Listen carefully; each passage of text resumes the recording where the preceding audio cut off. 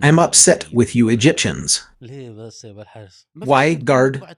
Don't you have a paper printing press? You're telling me you're upset with Egyptians because they don't have printing press. Today we will talk about the shock of 1798. It was a pivotal and decisive point in history. European, Egyptian, and Ottoman together. To the people of Egypt, the Mamluks' oppression has gone on for too long. He was able to defeat the Mamluks in this way. He's studied the situation that well. Napoleon's Memoirs, Chapter 2, is a chapter about Egypt. Is it true that he said, "Whoever controls Egypt controls East"? This is the gist of his words. That's why he knew how to address people. France had a fierce rivalry with the British. You could say they are English. They defeated him, and that's why I'm upset with the British. So I decided to go and conquer Egypt, because it is now under global competition. Either we crush the British. In India, we either have at least one here, colony like India. You're talking about the topic as if it's in a country. Ottoman Egypt, where are we? I mean the state who ruled the Ottoman Empire back then. The time, the Ottomans themselves and the Egyptians, of course, were not expecting that Egypt will occupy.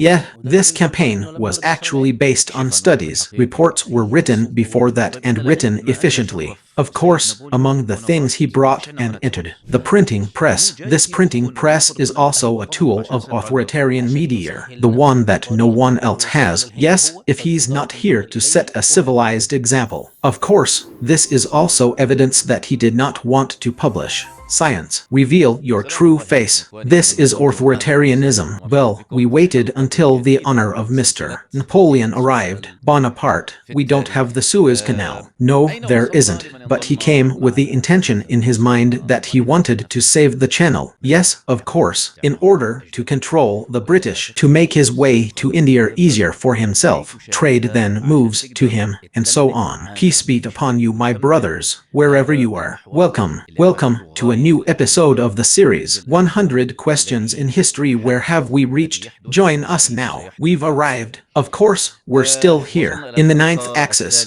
the axis of the colonial era, foreigner. And if you missed the previous episodes, you must go and watch it so you can link with us. And it connects and completes this axis, which I consider this is extremely important in order to understand what happened, what is happening, and what will happen next. Yes, we've reached episode 3. Specifically, we've reached question number 85. As usual, no, it is neither straight nor ever correct, neither from near nor far. It would be inappropriate to begin without welcoming the guest of the series. Welcome, Professor Mohammed Al-Harni. Professor Mohammed, welcome, Abu Al-Harith. May God bless you. Look how long we've been gone, and if we stay even longer. The youth came to us from YouTube, you know. Forgive us, brothers, for our long absence. But it seems some people didn't realize that we released an announcement that we will be taking a break from filming for a while. It took a while, but please excuse us. Here we are, by the grace and favor of God Almighty, completing this, the blessed and good series. Professor Mohammed is ready. For question 85, we put our trust in God. Okay, look, before I ask you, the correct answer is that it's me. You Egyptians, I'm upset with you. I'm upset with you. Tell me why. Why, my friend, are Egyptians so easily defeated? Why? Yes, I'm upset with the Egyptians.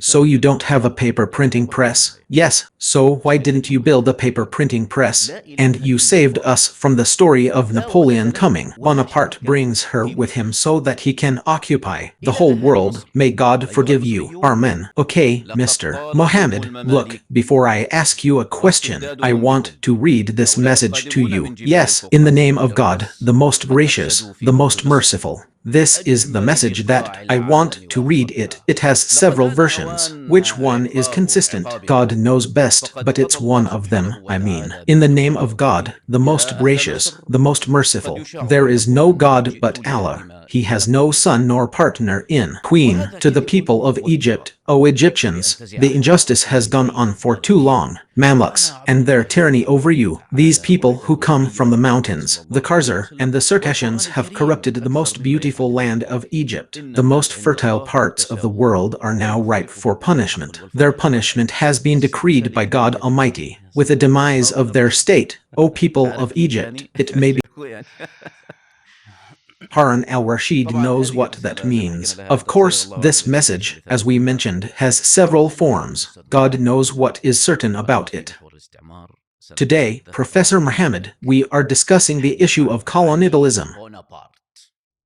We will talk, or rather, I will take you to talk about Arlie Bonaparte, which is the same as Napoleon Bonaparte. Do you remember, Professor Muhammad, you told us at the beginning. This axis is that the story of colonialism began when Grenada fell. Yes, which is 1492, and we, Professor Muhammad, were there, and we had no problem. Colonialism on the periphery.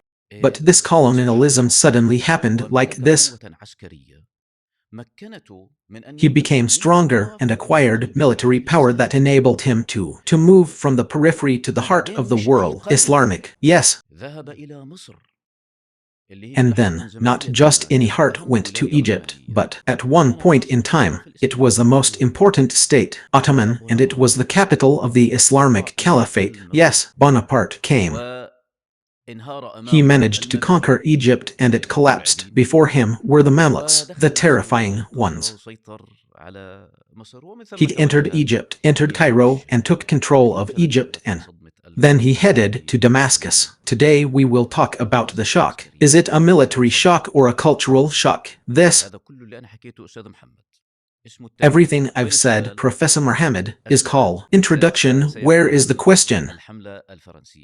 Question S will be about the French campaign as one.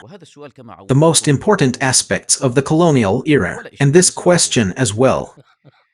Your return to it has branches, and there are no branches, meaning there are 7 branches. Why was this French campaign a turning point, a pivotal moment in Islamic and Western history? What is the new style? What did this campaign bring? How did he receive Egyptians? The Ottomans launched this campaign, the French campaign. Was it really the beginning of an openness to Europe and civilization, or an exit from an era of backwardness? The Islamic thing, what is it? You know, they emerged from the Dark Ages, and we entered into. It was in the Dark Ages. My question, part 5, is what is the story behind this campaign? Of course, primarily, its results and how it affected to the Islamic world. Sorry, our absence was long. My question is long. I hope you will answer it. It's a long story, Professor Muhammad. I am focused on remembrance and supplication, and the microphone is with you. Welcome, Abu al-Harith. In the name of God, the most gracious, the most merciful, for God, and prayers and peace be upon the messenger of God and upon, O God, his companions, and those who follow him. First of all, O my master, we have missed you. Here we are, and we missed the audience of 100 questions, and I ask God Almighty to make this. I work purely for his sake, and I love meaning. He told the audience that the stoppage was his decision. Abu al-Harith had no other concerns.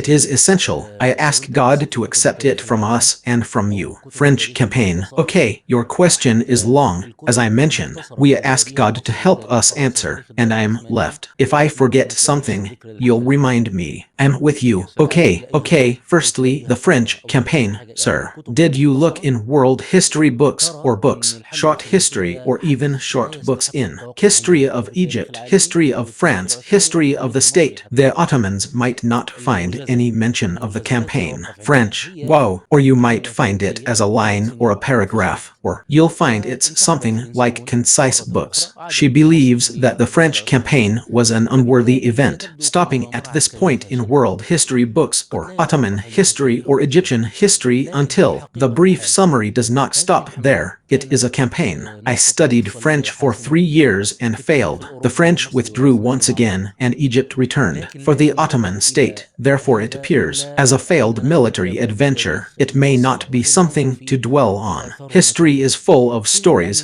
but in reality, this is the truth. The campaign was a pivotal and decisive point in European Egyptian and Ottoman history with some people, but they only notice this when we enter to the detailed history books and when we look at the effects and results. What does it mean? The virus. At the beginning of the virus, no one pays attention to it. But when the disease progresses, or when its effects appear on the body at that time, and we were looking for where to find it, we started with the question, what would these shapes be? The unnoticeable point, incident.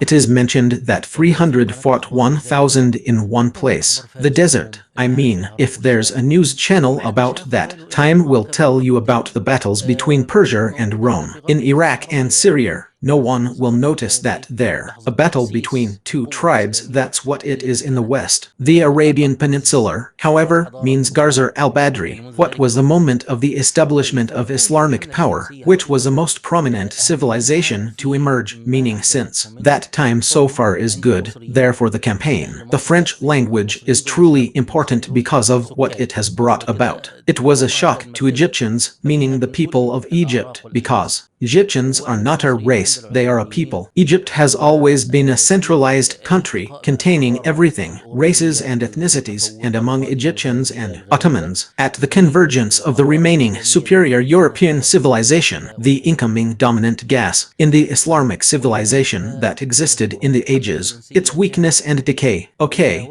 so that's why Sheikh Murad, the French campaign, until recently, it was the subject of enormous controversy, and perhaps, incidentally, this is still a source of enormous controversy between historians and thinkers. For him, why did our teacher Jalal Kishk, may God have mercy on him, say, the disagreement over the interpretation of history is not an intellectual debate, but it is a disagreement about the solution in the future. When you remain secular and love Europe and see Western civilization is a civilization of superiority and enlightenment. If you like this model, you'll see that Napoleon, when he came and occupied Egypt, this was his role opening, even if you're embarrassed to say it's like. Al-Faf would say this was a pivotal moment in civilization, or it was like a blow that awakened. It means the Egyptian body or the Arab body or the Islamic body. Asleep in the darkness of the ages, the Middle East alerted him to Europe and its sciences, arts, weapons, development, and a new civilizational system. Therefore, it's true that we might have lost a third of the Egyptian people, or we lost a sixth of the Egyptian people, but that's the price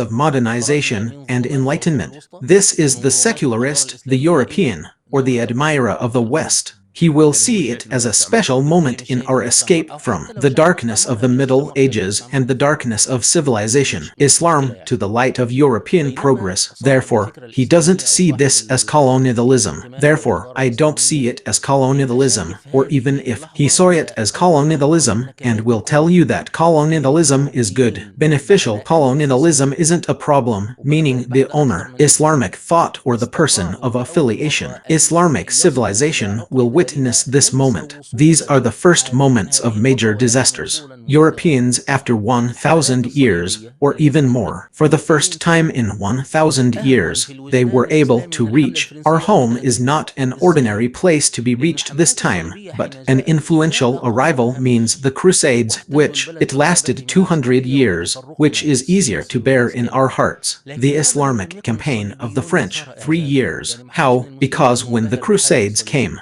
barbaric people, they occupied the country through their military might and our disunity.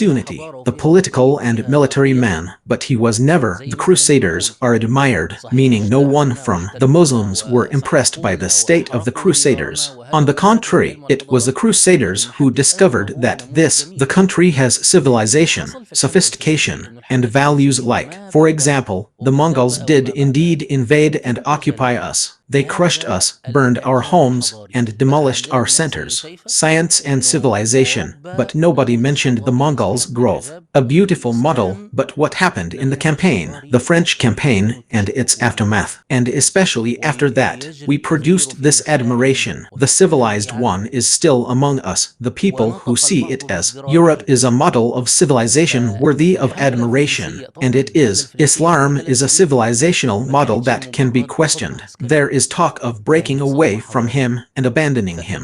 About him, some spoke with contempt. So, the French campaign, of course, the French campaign. This is a 3-year-old. It wasn't just a military shock, it was a shock civilization produced. Other generations, it's true, she's not alone, she's 3 years produced this, but nothing after it produced and entrenched it. But she's the one who set this model, meaning what came after the French campaign, the rulers and what happened. Then came the political machinations and fighting.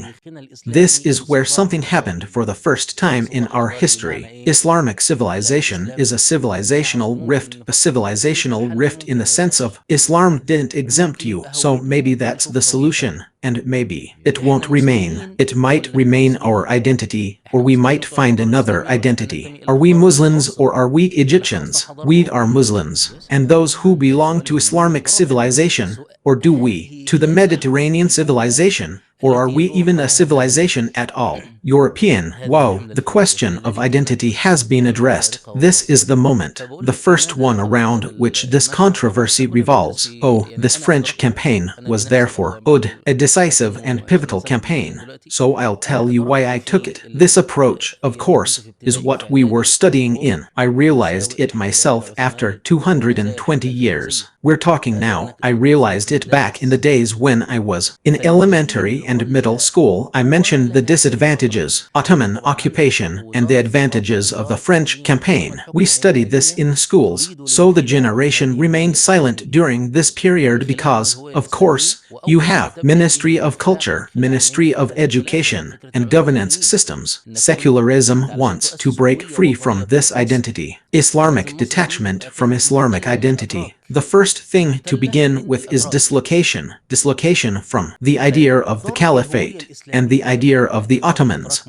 is that you are trying to establish a national identity for Egypt. Therefore, Egypt must have been occupied by the Turks. Occupied by the Turks. Attacking Islamic identity begins with considering the Turks were occupiers and were not the rightful rulers of the caliphate. Therefore, the moment when it begins, or the moment which could prove fatal for the Turks. What is the moment? Moment of the French campaign. When those people occupied us, we stayed for 300 years. In the darkness, we didn't know how to develop. We didn't know how. We advanced, and when the French campaign came, we knew it's taking over us quickly. This is where this begins. It's important, meaning the moment of the campaign. French, and of course this was written not only in education and in the media. Until it rose up, it remained a group of thinkers. We could say that the beginning of Iraq regarding this matter, I mean, you say, the 1970s means just 50 years ago. It was only 50 years ago that the Islamic narrative began to prevail. Or it means it appears and imposes itself, meaning, of course, the issuance. A book like the one by Jalal Kishk, may God have mercy on him, and I entered. The Horse of Al-Azhar was a powerful blow to this novel. The appearance of the book Zaya Battle War Asmar by Sheikh Mahmoud. Thankful because Sheikh Mahmoud Shaker was responding to Louis Awad, and Louis Awad were one of the pillars of the admiration and theorizing about the French campaign. She is the one who awakened us and ushered us into the age of enlightenment. He wrote a book on that subject, *A History of Egyptian Thought*, Hadith. It places the French campaign as a central moment. The Egyptian identity was then formed, and then Egyptian thought was therefore greatly admired by Louis Awad. In French, and everything they did, was it intentional or not? Intentional, meaning he produced it and mentioned it again, considering it to be a seed. The seeds of civilization in underdeveloped land. Yes, my books are by Mahmoud Shaker and Jalal Kishk, and of course, many more. Jalal Kishk wrote more about this, and they appreciated it. The beginning of the verse says the beginning of the narrative's dominance, Islamic. Then the authors continued on this context, and then what happened next. Other contexts, such as those of Orientalists who, when the Ottoman Empire ended, they began to think in that they study it as a dead civilization, and his body, meaning, he said to you, no, by God, this is Egypt, not. Kant was backward. Egypt had thought and Egypt had civilization. And then I translated the description of Egypt encyclopedia that they made. We met the French, and then we met the French Orientalists. They themselves write and say about the number of schools and the education that there's more education in Egypt than in France. I mean, other contexts of what remains after the battle is over. Political and intellectual forces have corrected history, but this is in the researcher's environment, not the general environment. People are not targeted by media bombardment or educational bombardment. Working, but Professor Muhammad is the same. Just a quick addition. Speaking of admiration, it's in the French. I read that he was also a Jabarti Rahman al-Jabarti, the way in a way that includes coloring, or in a way that includes color, or as they wrote it, in a national or patriotic form, and even those they wrote in an Islamic style, they did not escape this influence, or perhaps they were influenced by it, meaning they had a share in it, or their reaction was extreme and excessive. Ali Tanam al-Jabarti, this one didn't have. The least problematic aspect is that he describes the negatives and positives, and he puts them next to each other. Wow, so-and-so might tell you, for example, that he was generous, and you find he was greedy and loved money, but he might have been generous. He was greedy and boasted of his positions, but he was. Regarding women, he's very ordinary and knows how to say. The two of them are right next to each other and he doesn't feel the slightest thing. It's a crisis and he has a lot to say about it. All those who wrote after al-Jabarti, he had a tendency to either improve or vilify characters. Yeah, this man is a national leader and I am a patriot. I will mention its advantages and explain its disadvantages. I justify it, or let's not mention it. Even Islamic historians in general worked. So, when we like something, we press on it. Its good qualities, which we don't like, we explain away and justify. We excuse him. And so al-Jabarti is one who has no. The least problematic aspect is that he mentions situations for each individual. He is great,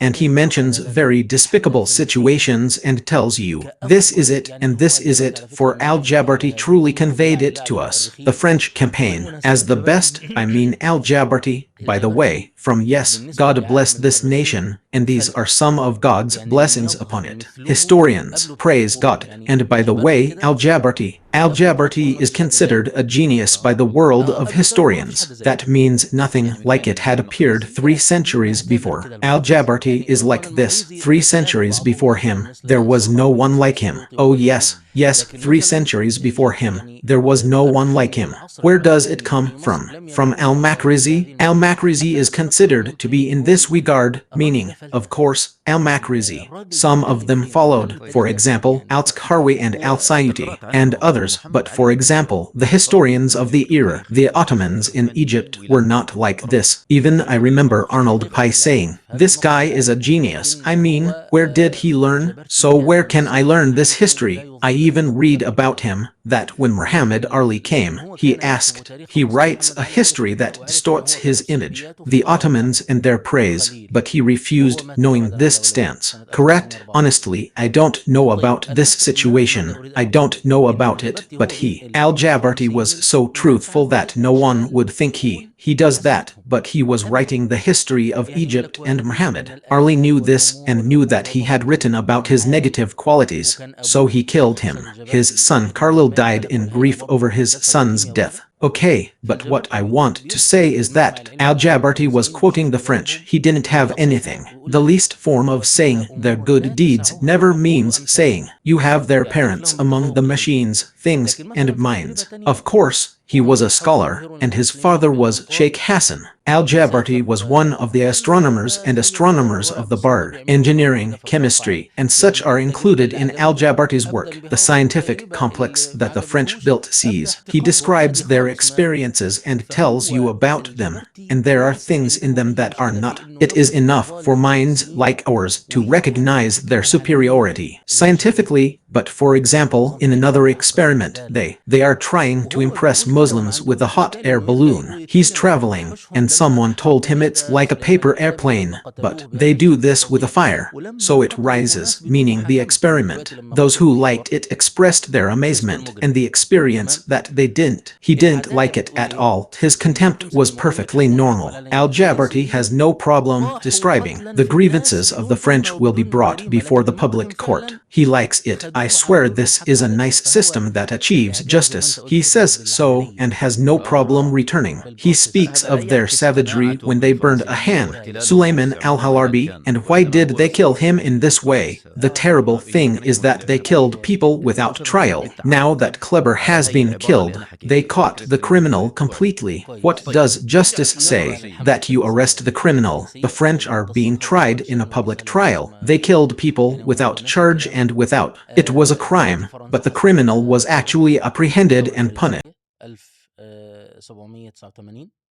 French 1789. This French Revolution was able to eliminate. It would overthrow the monarchy, eliminate feudalism, and transform the country to the Republic, and the French Revolution entered. A state of turmoil resulted in a powerful nation. A strong state results in a strong army. This strong guy was able to sweep aside many. Europe, including Italy, was swept aside. Of course, you know, something like that happened to us during the Arab Spring revolutions. What does it mean that the Arab kings of Europe, what people are cancelling ownership of? Which means yes, it's true, I'm from England and I'm from Austria, and I, being from Germany, don't like Louis, who is the Frenchman, but in the end he remains king. How? He gets it through a revolution. For example, Bashar al-Assad, he hated Hosni Mubarak. Yes, but when the revolution happened, Ali Hosni Mubarak, Bashar al-Assad, and Gaddafi were afraid. He didn't like Hosni Mubarak.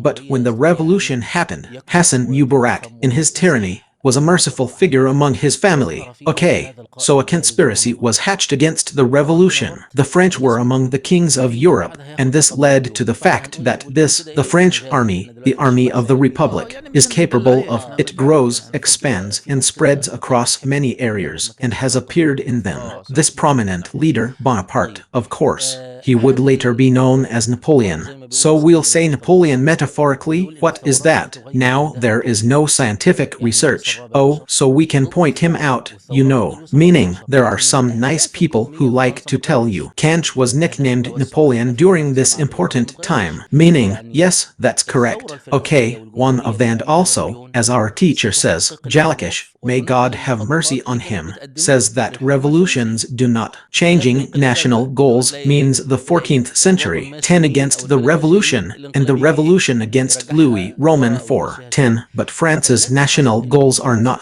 The goals of expansion and competition have changed with. Britain hasn't changed, meaning the French Revolution and the republic that Napoleon will create will achieve. The goals and plans that were advanced are being implemented.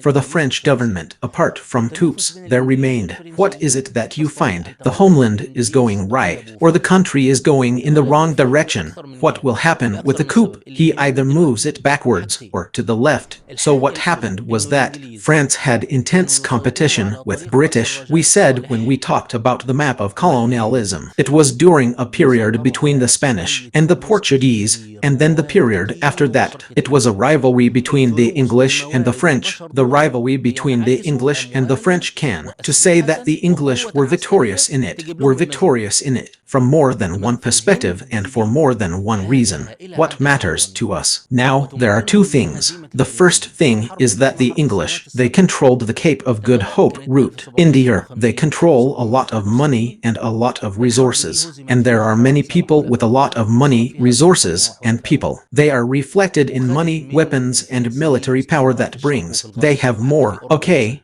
India is a huge thing. The British and their ability to defeat the French, and there was a war called the 7 Years' War, right? It was 1756 to 1763. France and its allies were defeated in this war. Britain and its allies were victorious, and it took colonies from the French in the east and in the west, and even within Europe itself. Colonial thinking, of course, is with you now. The strength and expansion evolution of colonial thinking led to. Napoleon indicated that he was considering invading Egypt. Why would he even think about invading Egypt? The relationship between the Ottoman state and France. Yes, but you told us there are two reasons. The first reason is that Britain control. I'm saying that Britain controls the route, the Cape of Good Hope, and that it defeated France in the 7 Years' War. Countries that were French dignity, or rather, were. You want to state the national goal that exists. How could the French at that time? They are angered by the defeat of the 7 Years and how it is possible to break this monopoly on the Cape of Hope route. The righteous ones either compete with Britain for India, or at least they'll have it. A colony like India, meaning, okay, so let's see what we can do in this challenge. The major challenge is that countries are rising or in. Britain is now stronger. Yeah, which is I'm upset with the British, so I decided to go. Egypt was occupied. Or what is this formula? We said,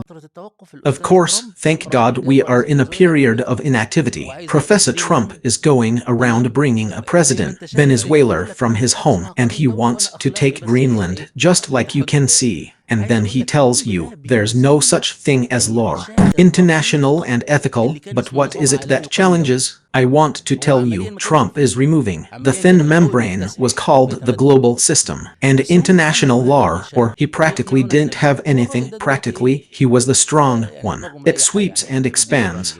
But they made this membrane, and they're trying to convince us of it. What does this guy mean now? Is his mind at ease? Meaning, yes, I do what I want. I'm in control. In today's global competition, we will break the British in India, or else we at least have a colony like India, okay? We rummage through drawers, searching through an old plan for invasion. Egypt's plan is old. It's 200 years old. For example, I submitted 1,600 and a bit to Louis Roman XIV, who is the most famous and longest reigning king of France. Asa means okay. But this Egypt was of course before 200. His year was with a powerful Ottoman state, but Egypt is now in a weak Ottoman state and weak Mamluks, and the reports are from France, by the way. She had 3 consuls present in Egypt. In Cairo, a consul in Rashid, and a consul in Alexandria. The 3 consuls of the countries, and of course, there were European travelers. They began to spread in our world and they began to write. Among the most important trips during this period are, for example, 2 trips, one trip,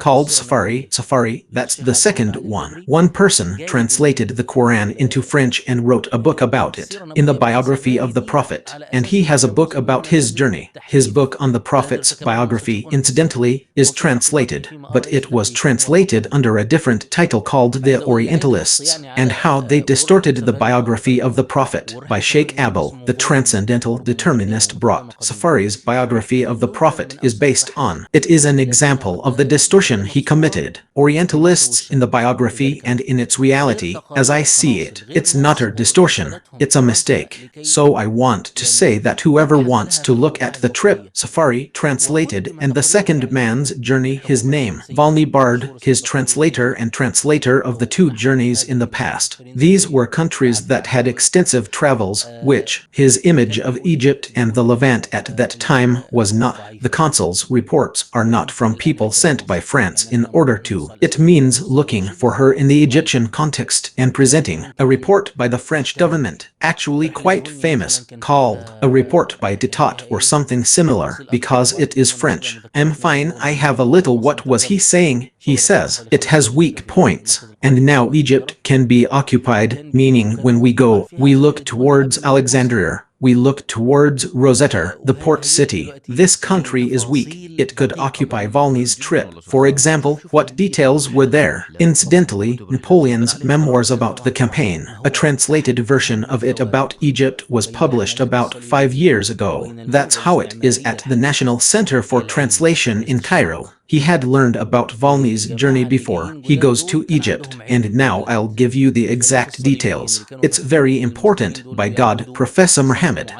Look at its importance. Travelers and journeys, and the travelogues upon which I based my decision. Of course, what is it? One of the most important differences between the Crusades and among the modern colonial waves is science. Orientalism, the group that came in, was aware. In the country, unlike the Crusaders who thought Muslims are countries that worship an idol hanging in heaven is Muhammad's idol, and they worship 3 gods and place them on them. Jewels and stuff, I mean. Imagine the Crusaders. When they came to the Muslims, the perception was completely damaged. But this modern colonial wave was. Imagine it completely differently. For example, you might be holding a diary. Napoleon.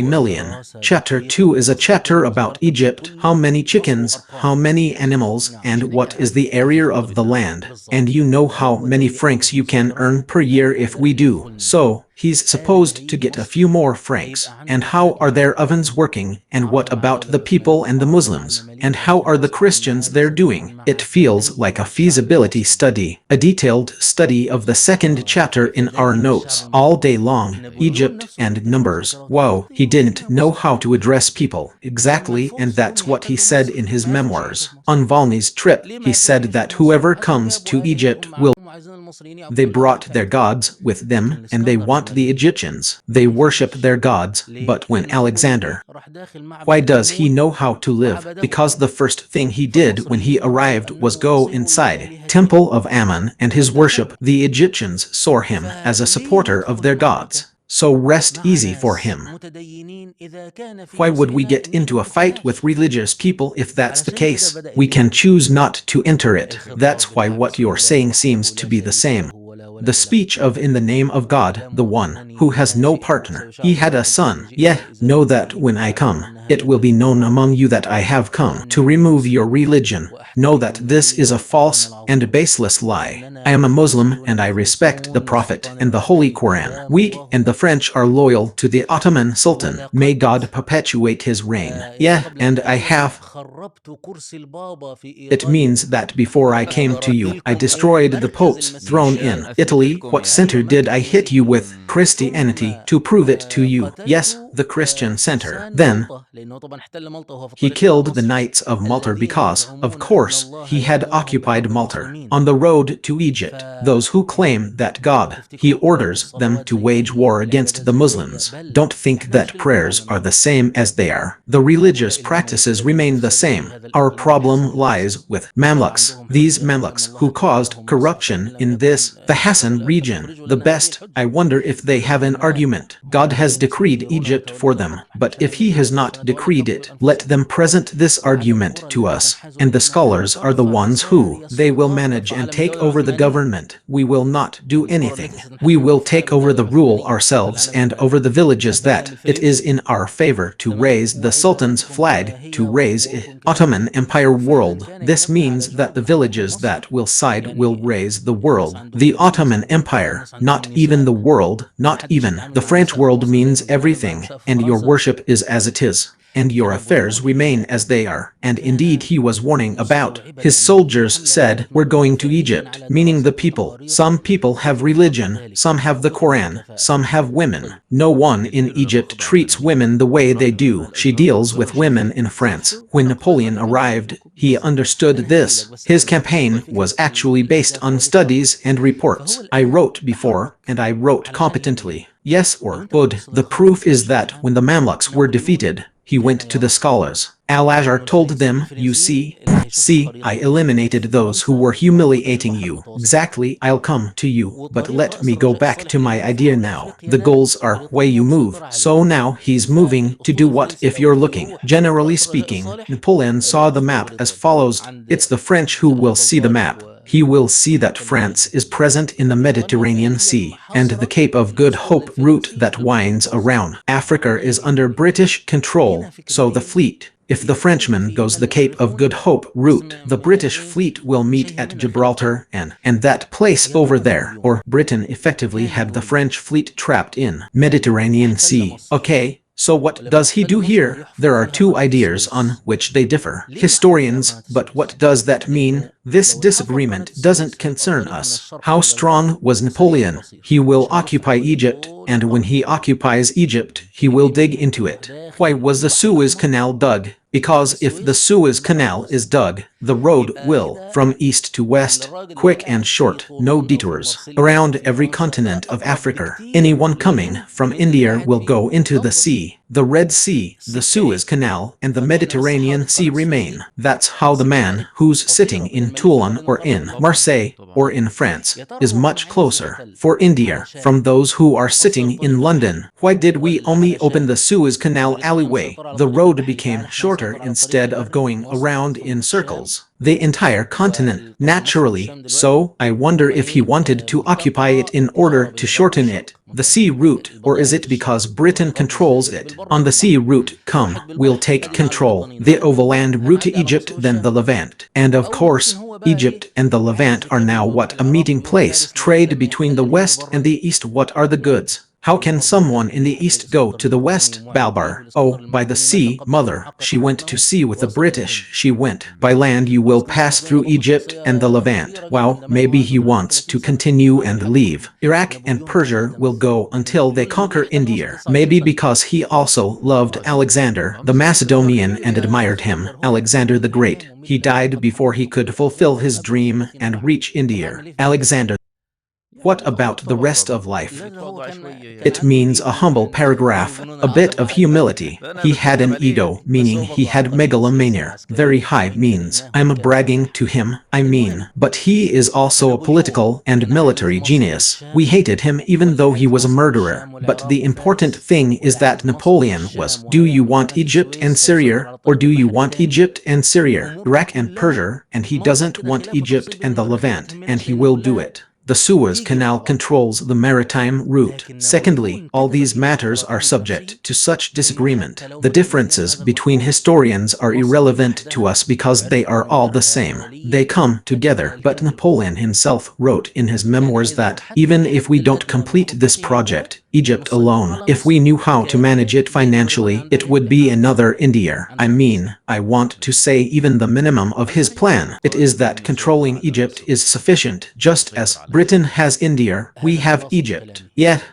is it true that he said, whoever controls Egypt controls East? This is the gist of his words. Actually, yes, that's the gist of what he said. He was convinced by this statement, no doubt. Or I mean, you see, yes, it is, and this was even mentioned in his speech. This means that the idea of Egypt was indeed in a book called Egypt, the French Dream. One Egyptian historian followed the French group. For them, Egypt is a jewel in its own right. Yes, Egypt is controlled by whoever controls it, without a doubt. He controls the East, including its wealth, resources and capabilities. Well, there's another phrase for it that I know is correct. No, he is delusional if he thinks that controlling Egypt only, meaning it will enable him to control evil east of dawn.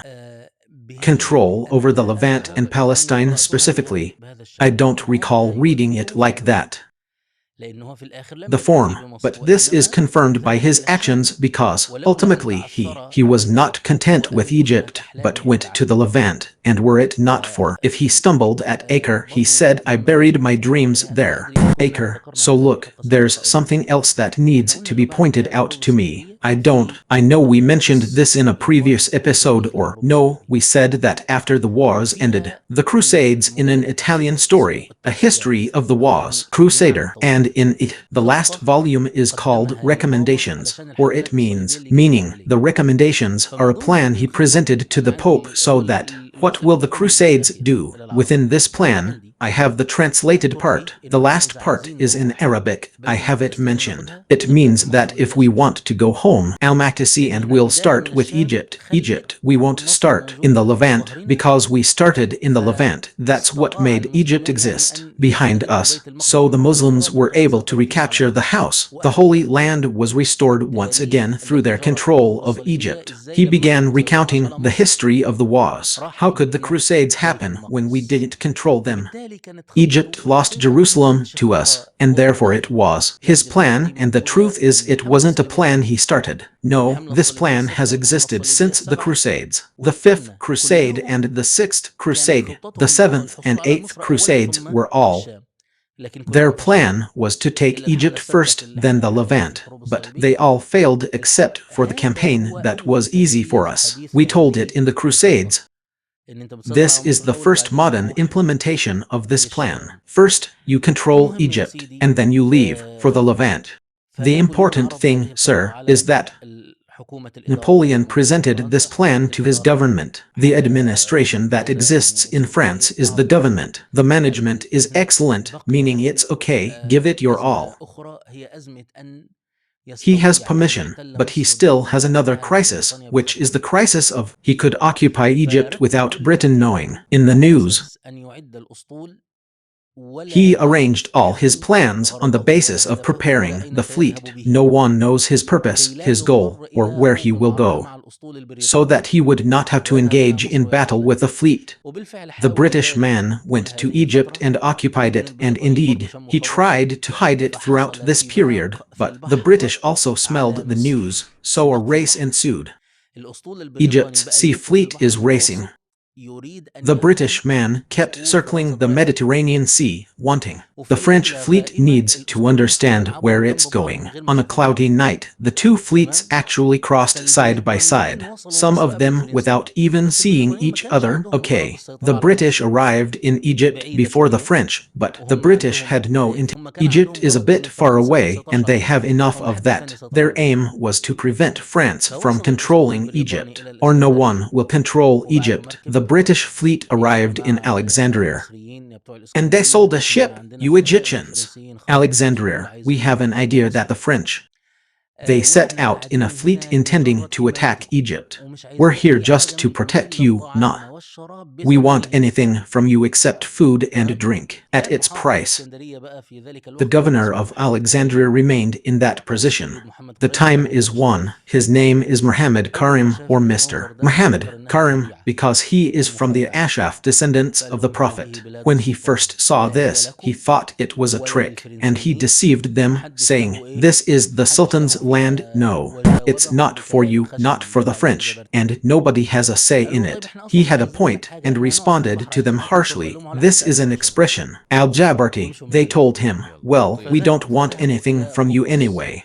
We need food and drink as we're going to sit by the sea." He told them not to eat or drink and to leave. Here, okay then. So they went to Cyprus. Good. The French fleet arrived in 3 days. The fleet arrived in Alexandria 3 days later. What is the French guy who is coming? J is occupying this, the country. Good. If we were to tell the story of the French campaign now, in short, it will be as follows. The French have 3,000 soldiers with them, some of whom will reach them for 40,000 soldiers, and some scratched 36. This means in 36 and in 39, the numbers and dates are as we always agreed. It has problems, that's right, and some of them were left in a mess because they control it. But he also took from the knights. He was a bit of a coward so that they could be part of a battalion in the army. Oh, okay. What do you mean? We'll let each other off a bit. Dates and numbers, because we are also in a council. General means it wasn't 150 warships, it was 50 warships, in addition to the rest of the ships, and it was cold when he left. What? He didn't just go out with soldiers, he went out with 146 and some people say 76, based on details from scholars, painters, sculptors, and historians, and the people who are the scientific team of the battalion. This scientific, the French are French. Yes, these countries are coming to investigate, or more accurately, to study. Egypt is more important, and they are exploring how we can benefit from it. The best way to benefit from this is to see how we can dig the Suez Canal. The Suez Canal, this is the Suez Canal, something many don't know. Many people believe that the Suez Canal is a project. Colonial means a foreign project, a European project.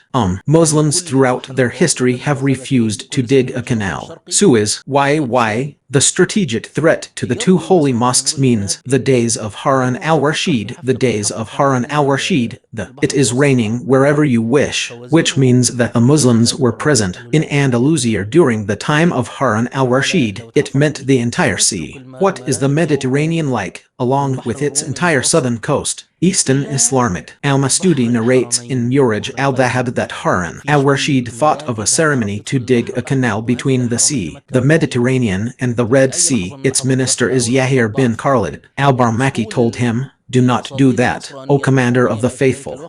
For him, he said, if this were dug, the ships of the Romans would pass through. From the Mediterranean Sea to the Red Sea, the Kulzum, a few boats will be able to enter the Red Sea. The holy cities of Mecca and Medina are under threat. At any moment of carelessness or weakness, the Christian fleets of Constantinople, at that time, you knew what would get in easily. Wow, so the idea exists about us as Muslims. Muslims and those who are aware of it, meaning, this idea has been around for a long time, by the way. It has existed since the time of the pharaohs, but neither the pharaohs nor the Ptolemies nor anyone else considered digging a canal directly connected to the sea. What were the Mediterranean and Red Seas doing? They connect the Red Sea to the Nile, and the Nile continues Mediterranean Sea. Yeah, so what's the difference between the two? The difference is that any boats will enter the delta, they will enter the Nile, they will be in the midst of the popular masses. But the Suez Canal is a desert. The line runs from the Red Sea to the sea. The average direct line, I won't find anyone to defend it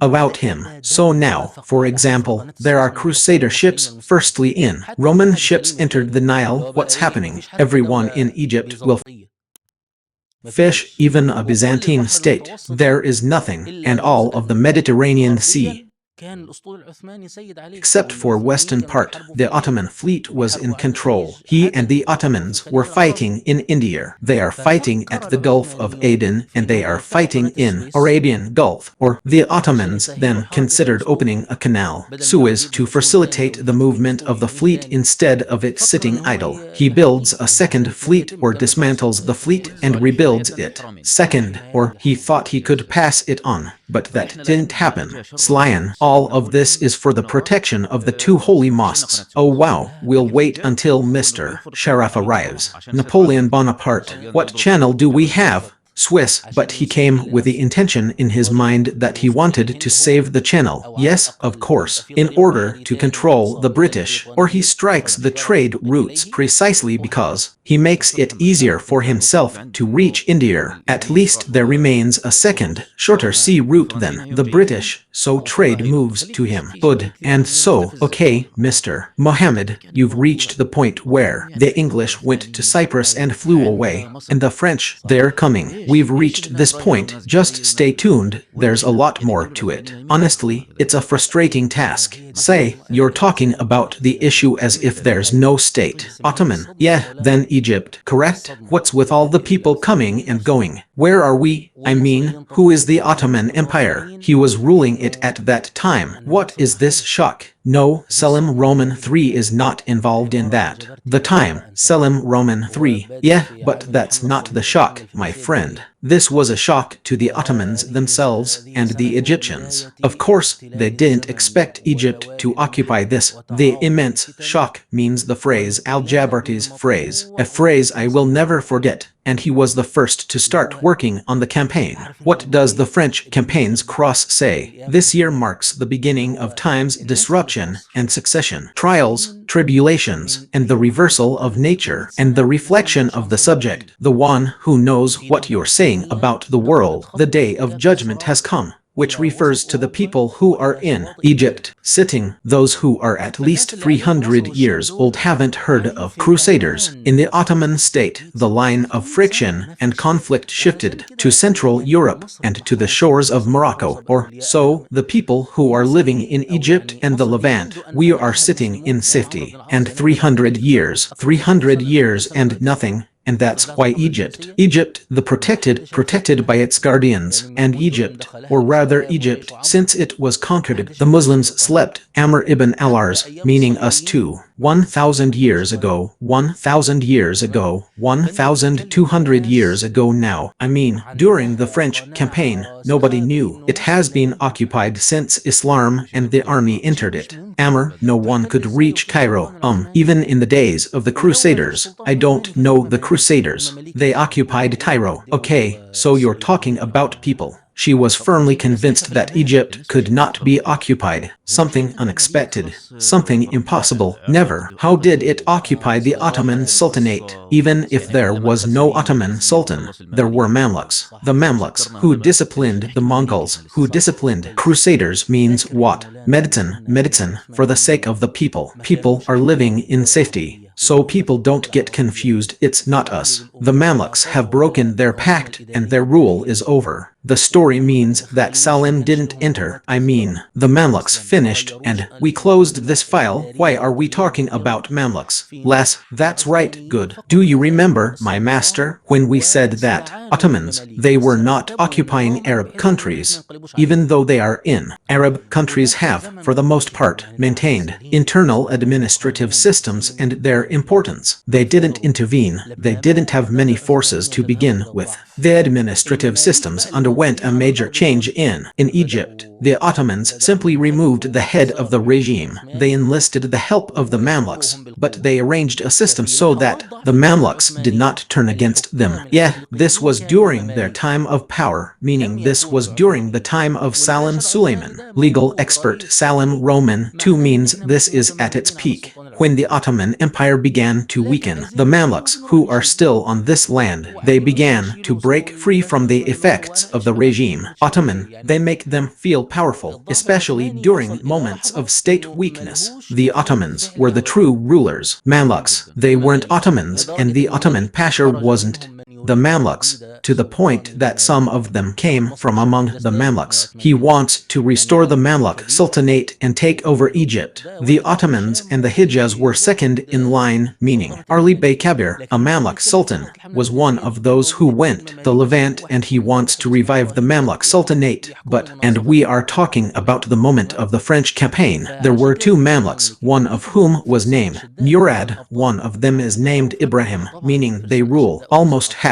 Yeah, okay, that's why we're talking about the king. The Mamluks were states of fierce knights, heroic knights. Oh, what is this that is known about them? Yes, of course, strong knights and heroic knights. I'll get back to you in a little while so I don't get ahead of myself. The point here is that you are asking me where the state is. Ottoman. The Ottoman state was surprised. Politically, the blow will come from France, who are, their relationship with her is good, and she was surprised by his military response. We are now in the year 1798. We said this when we were investigating the state. The Ottomans say that you can say the moment of beginning. The decline began in 1683 when the second siege failed. We turn, and then the Ottoman Empire began to decline. Now, approximately 115 years later, or 117 years. Yeah, okay. So here, well, the Ottomans originally had strong ties with the English at that time, during the days of Salim III. Their relationship at that time was strong with French. Yes, but these relationships began to shift according to interests. There were four major powers in Europe at that time. Time means Russia, Austria, France, Britain. Relationships fluctuate according to what interests dictate. Going back and forth, so you're asking where the state is? Ottoman. The Ottoman state was surprised. Politically, the Ottoman state was weak militarily. When Napoleon entered, we said in an episode why the West's superiority over us is one of the most important reasons. We mentioned a number of reasons that are important to us now. The two reasons are that they have turned science into applications, meaning weapons and equipment. The second reason was the large population. Egypt, the Levant, and these countries had a population of 2.5 million. France at that time was perhaps 7 or 9. A million, I don't remember. There's a large number. Egypt was protected, for example, by 10,000 Mamluk soldiers, the army that came with France alone. Or, you're talking about a huge situation. meaning even Muhammad Karim, when he sends, says, ships without beginning. And there's no other illusion like the swarming locusts you're talking about. What city, like Alexandria, had the strongest army in Europe? The army that swept past him, even Italy. It was a huge shock because he shortened it and people didn't. The French campaign was brutal towards me. They seized control of Alexandria after a fierce struggle and great bravery. For the available capabilities, we are now continuing the story. We continue the story. The English returned and the French arrived. Alexandria. They said something nice, so why not bring in the cannons? Length. They didn't ask for delivery. There was no delivery, there was none. Of course, they surrendered and entered into a fight with Muhammad Karim. Who is this? The governor of Alexandria, the epitome of bravery and courage, to the point that Napoleon and the soldiers who were, they said to him, "Who is this crazy guy? Does he even remember? It's just a few people with him and a little gunpowder. The one who has it, which is just one barrel, will stop an army." Napoleon, who swept through Europe, the bravery they showed almost killed Napoleon. Some of his senior soldiers were wounded, meaning Commander Kleber, the campaign, who was wounded in this battle, and the commander. The third of the campaign suffered some injuries in this battle. The soldiers killed some of the leaders. This means that Alexandria put up a strong resistance. The possibility is that it would be like Gaza with Israel. Now, resistance is impossible, but exciting for everyone. His admiration was so great that when Napoleon triumphed, he insisted they should bring him Muhammad Karim, who is the leader. The first time this resistance fighter approached him, he drew his sword. He gave him a gift, expressed his admiration, and replied, "You are the governor of Alexandria. Look at those. Yes, tasty, smart, and impressive." Yeah, he departed with his army from Alexandria to Egypt. Muhammad Karim is now working like Abras's authority, no doubt about it. Napoleon left here, and I will ignite a resistance against him. From here, of course, I got ahead of myself. I'll get back to you later, but I would say that Muhammad Karim's stance at that time was like Napoleon's. He conquered Egypt and used to visit the wealthy. The wealthy people say, "Buy me, Muslims. Buy me, Muslims," and Al-Jabarti says, and everyone. He's preoccupied with his own life. The world is in crisis, chaos, and turmoil. So they killed him. They killed him on the 12th after he was unable to do anything. They finished him off. The occupation of Alexandria ended, and they began to leave. The road to Cairo was met with resistance, but resistance. The Bedouin Arabs have voluntarily taken over some of these villages. For example, in Manaur they committed a massacre and all. Napoleon wants to avoid any friction with Egyptians. For example, he's going to Damana. He ordered his soldiers not to stay in any house and they don't go down to any mosque. And the mufti of Daminar or the judge, Daminar, it is forbidden to give any place to the French. Napoleon said, "Okay, we're not going anywhere." They were left out in the open, not wanting to come into contact with Egyptians. However, it means that one of his soldiers disobeyed him and left. He took his soldiers and they stayed overnight in the mosque of the verse that, growing in the open air, and the world, and we have it. It means the things we can seize. There is resistance in the villages. There is resistance from the Bedouin. Things that don't necessarily mean they seek to elaborate on them until he arrived at the great battle, which is the battle, the Mamluks, which is the battle of Imbarbar, and it is called the French Battle of the Pyramids. Here, the battle lasted 45 minutes and he was defeated. The Mamluks suffered a crushing defeat. When you read books that admire Westerners, it feels like the battle was a picnic. The Mamluk is holding the sword and going to strike, and the Frenchman being shot or hit by a cannon means you feel it. A comedic battle. When you read Al-Jabarti's book or reading serious studies, you feel that this is not true. The battle ended quickly, but it was a fierce battle. Very much so, and the French were almost defeated in it. With their cannons, the Mamluks had rifles and they had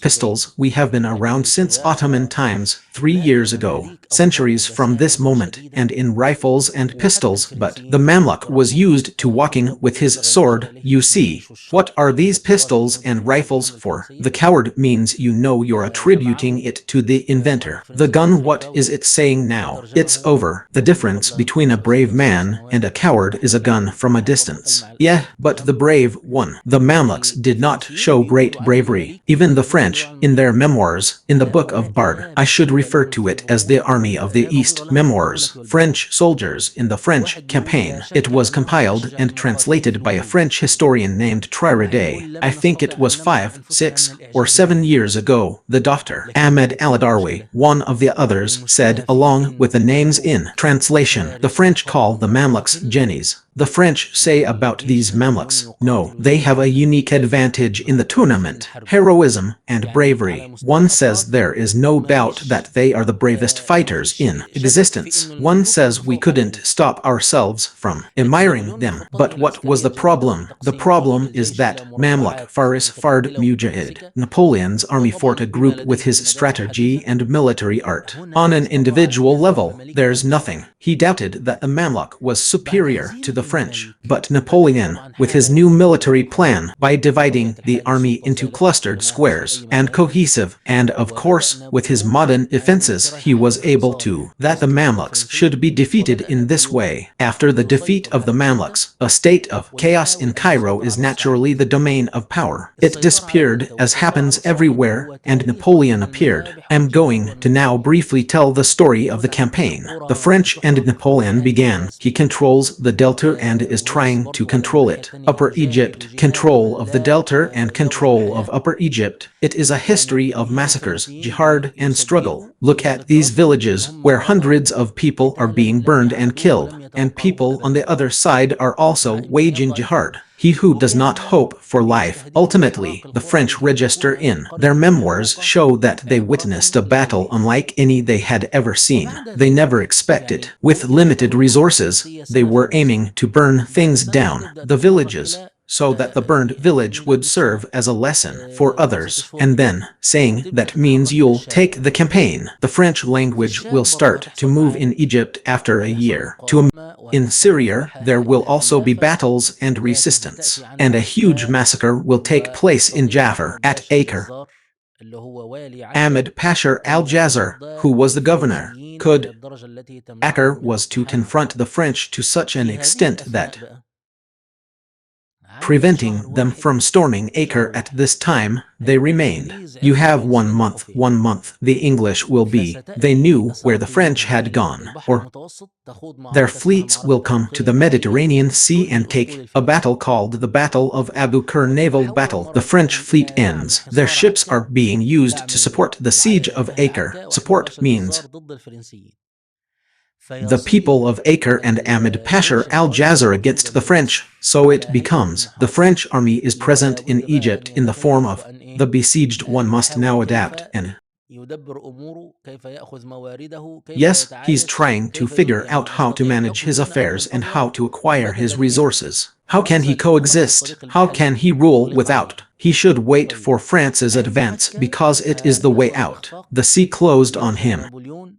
Well, at Acre, the defeat will happen and Napoleon will return. Problems will start to arise in France regarding the government's stance. In it, Napoleon had an excellent opportunity to be the one leader of the Republic. He'll just leave it all loose and escape by boat to France, and he leaves the leadership of the campaign to Kleber. Kleber will see this situation.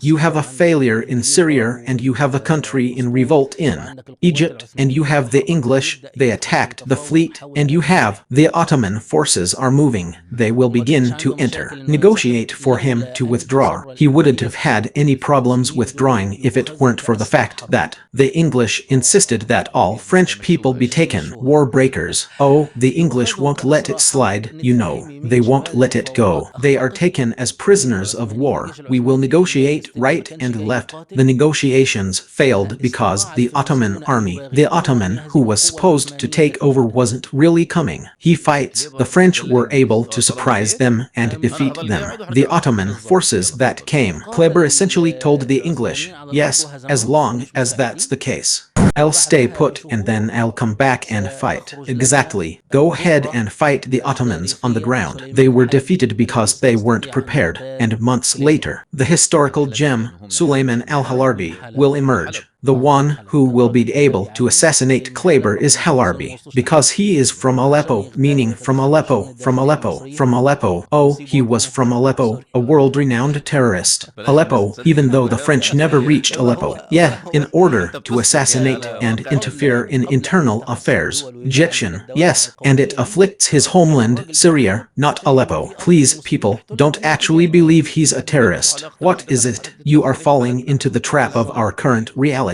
Before we divide countries, we still have the motivations. This nationalism, yes, the man from Aleppo saw that there was land. For Muslims, it was occupied, and they went to fight there. Yeah, nobody told him, what's it to you? What's it to you? Nobody. Don't interfere with our country, our borders, our world. Yes, and those, they incited him. They were a group of Gazans, you know. Egyptian national security. 2. They heated it up. I mean, they were also a group from Garza because they were from. The students of Al-Azhar are its neighbors. Abdullah al-Gharzi and Sheikh Mohammed al-Gharzi. May God have mercy on them all. And here the leadership passed to Jack Mino. He is the third leader, and this is a man who announced that he'd actually converted to Islam. This man, he named his condition Abdullah, which is possible. He named himself Abdullah Jack Mino. Yes, the French thugs don't mean anything. Al-Jabarti says these people had no. Their belief means they don't have any of them. They are all based on. He converted to Christianity, but he concealed it, and others are his family. Passions and atheism, devoid of religion. Yes, that's why, for example, he loved Abdullah's daughter, Jack. He loves a girl or any French person, but that's not it. Only one guy loved a girl. This girl is Muslim, so what? I can't marry you because you're Christian. He told her, what should I do? She said, I bear witness that there is no God but God. He said, that's all. I bear witness that there is no God but Allah. I bear witness to the messenger of God. Okay, that's it. This is also a new model that people are not used to. An example of changing your religion for personal gain. This is completely new. No one was there. Well, people believed I'd come to you in a little while. Refer to the episode summary.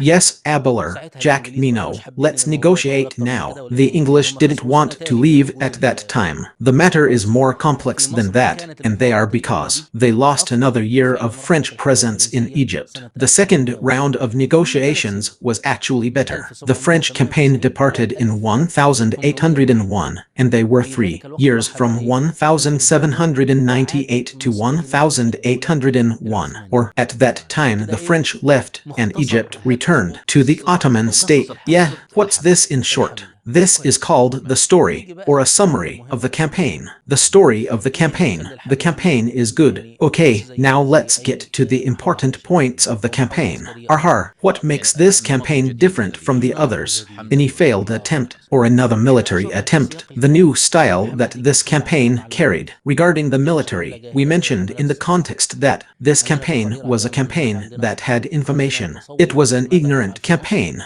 Like the Crusades, we have reports, we have information, we have figures, we have a vision of what we will do in Egypt, we have a project. For digging the Suez Canal, we have scientists and archaeologists will go and survey the country. And indeed, what did the scientists of the campaign do? We can see, we say they played 2 major roles that are important to us now. They did more than that, but what matters to us are 2 floors. The 2 big names in the first round tried to impress Egyptians. They tell them that we have amazing knowledge and superiority. It is immense, beyond your ability to withstand. Okay, so they were letting people into the scientific complex. Those who did it showed them the chemical experiments. A bioroom, an experiment in electricity generation. They make a balloon that tells them, they tell them, look at this balloon, we'll put people in it. He will ascend to the heavens and travel to distant lands, and he will know we have the news as it truly is, and the picture will tell us.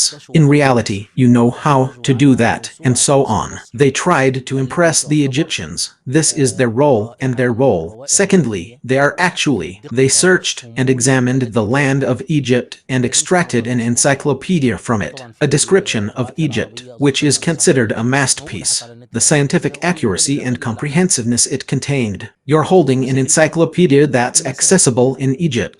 Of course it's in. I think the Arabic edition is 1 or 9 volumes. It's even available online for anyone who wants to download it. The last volume containing the paintings.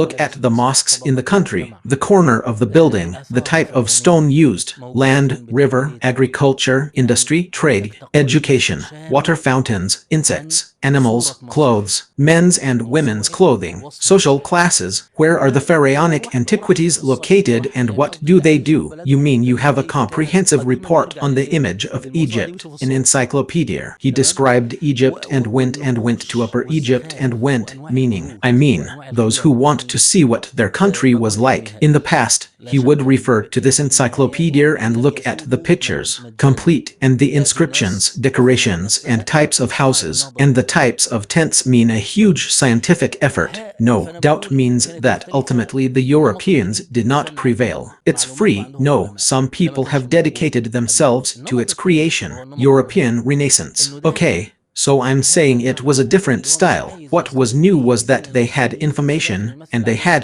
scientists. This pattern didn't exist before. The second and most important pattern is that he is included in this. The meaning is that he doesn't want to clash with religion. Egyptians, he pretends to be Muslim. Napoleon, from the moment he entered, said, "Let's talk." What you said, the sheikhs were upset. The country was occupied, so the Mawlid was coming. The Prophet's family did not want to celebrate the Prophet's birthday. And the head of the Ashraf, Omar Makram, fled and abandoned the country. The country was occupied by infidels, meaning it was completely occupied by Napoleon. He asked, "Why aren't you guys going to celebrate the Mawlid?" The Prophet said, "By God, we don't have any money." Wow. "I'll give you money, and you can celebrate the Prophet's birthday." We French, God forbid we should be anything like that.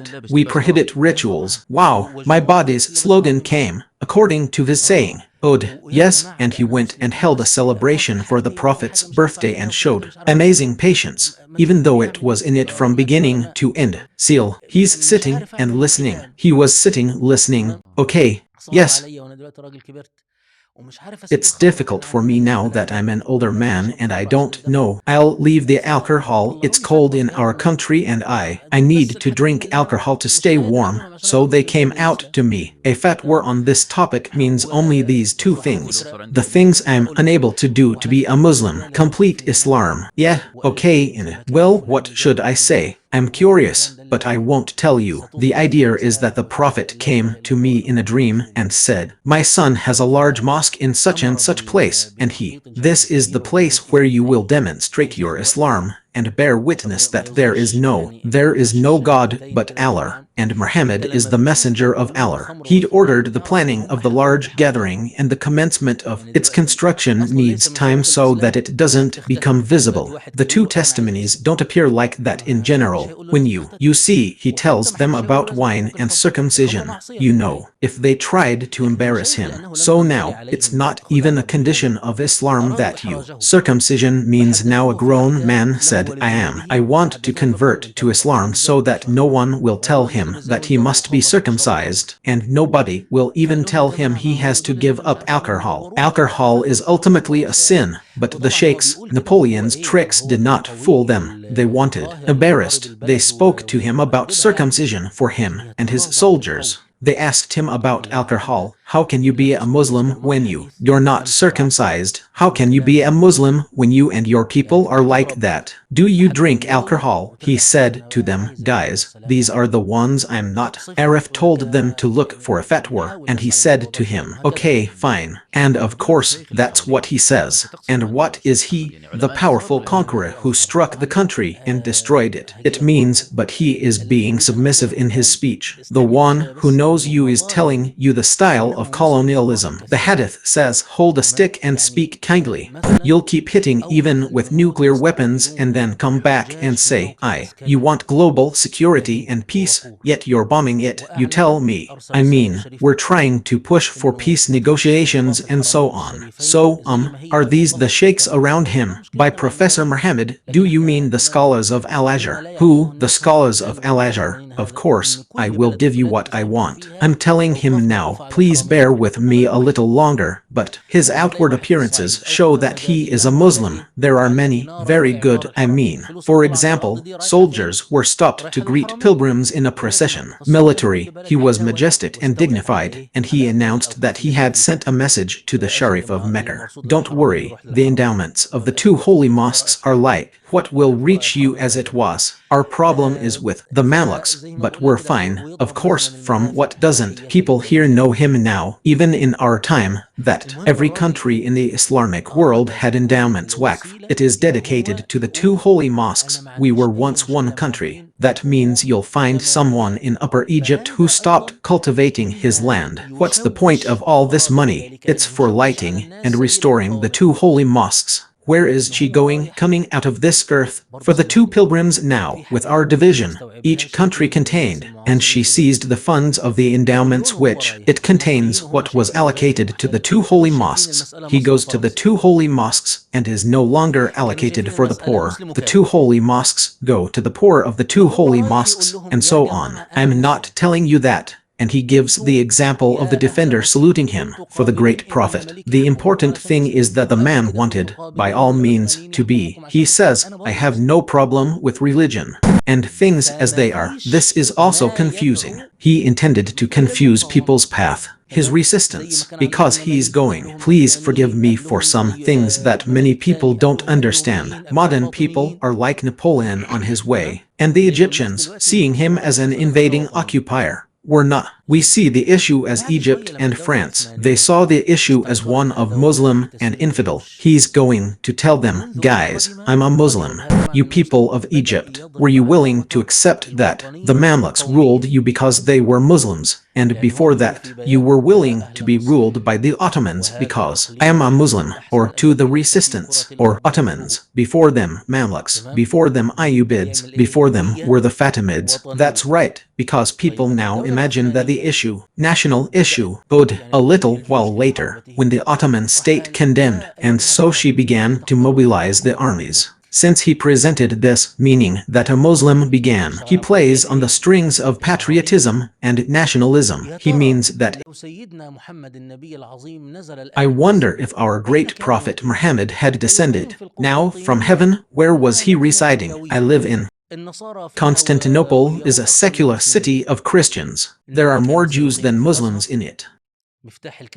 He would have kept the key to the Kaaba in Al-Azhar, or why would he go and stay at the Kaaba? People, you Muslims and Arabs, accept that the Turk rule you. If I lived there and he said those two words, I would believe him. And I am honestly convinced. I mean, yes, so you know. You were like that too, back in the days of the English. And Sharif Hussein, who, folks, isn't with you. The hadith is called imamate in Quraysh. How can they accept that? The Turks are ruling you. Or, okay, I wish we could talk about the Arab Spring, the greatest, and we will remain its descendants. God willing, that is my intention. I say, look, you're the occupier, you know that. Of course, the English and French like to follow the Sunner. The Prophet Faz, I assumed, leadership in Quraysh and went to the Turks, to the point of studying the situation. Of course it's not normal. I'm saying, look, nobody succeeds by chance. Success and victory are the result of hard work and effort. French people, they came and stayed in the country and mastered the language. They spoke Arabic and submitted reports. I'm not telling you. The man came on a trip, went out and said to him, you have 3 battles and their companions, the battle with religion, Egyptians. Therefore, Napoleon showed this face in order to pull this resistance. Or, okay, this is another pattern, or rather, another facet of a facet. The difference between the French campaign and the wars. The third thing about the Crusades is that he said, I am not, I'll judge, folks. It's the scholars who, they will rule here, as you said, and they are scholars. Al-Azhar water, yes. Now, the Mamluk era and the Ottoman era, we can say that it is the last manifestation or the last appearance. The manifestations of Islamic rule, with its deviations. Yes, there are deviations, of course. But the general system is an Islamic system, meaning, like, what would you say in modern terms? We want to make it clear to people that it's a democratic country, but it has problems. It means a country. They operate democratically, holding elections every 4 years. Fair elections in a parliament in a country, a state of law, institutions, a democratic state, but in problems. The group was an Islamic state, and among them, Napoleon's problems will begin here. He will begin to destroy the Islamic model for calculating the creation of a Western model. Okay, what does that mean, Sheikh? The issue is that an Islamic model means it was the Mamluks and the Ottomans. They govern the major issues of security and defense.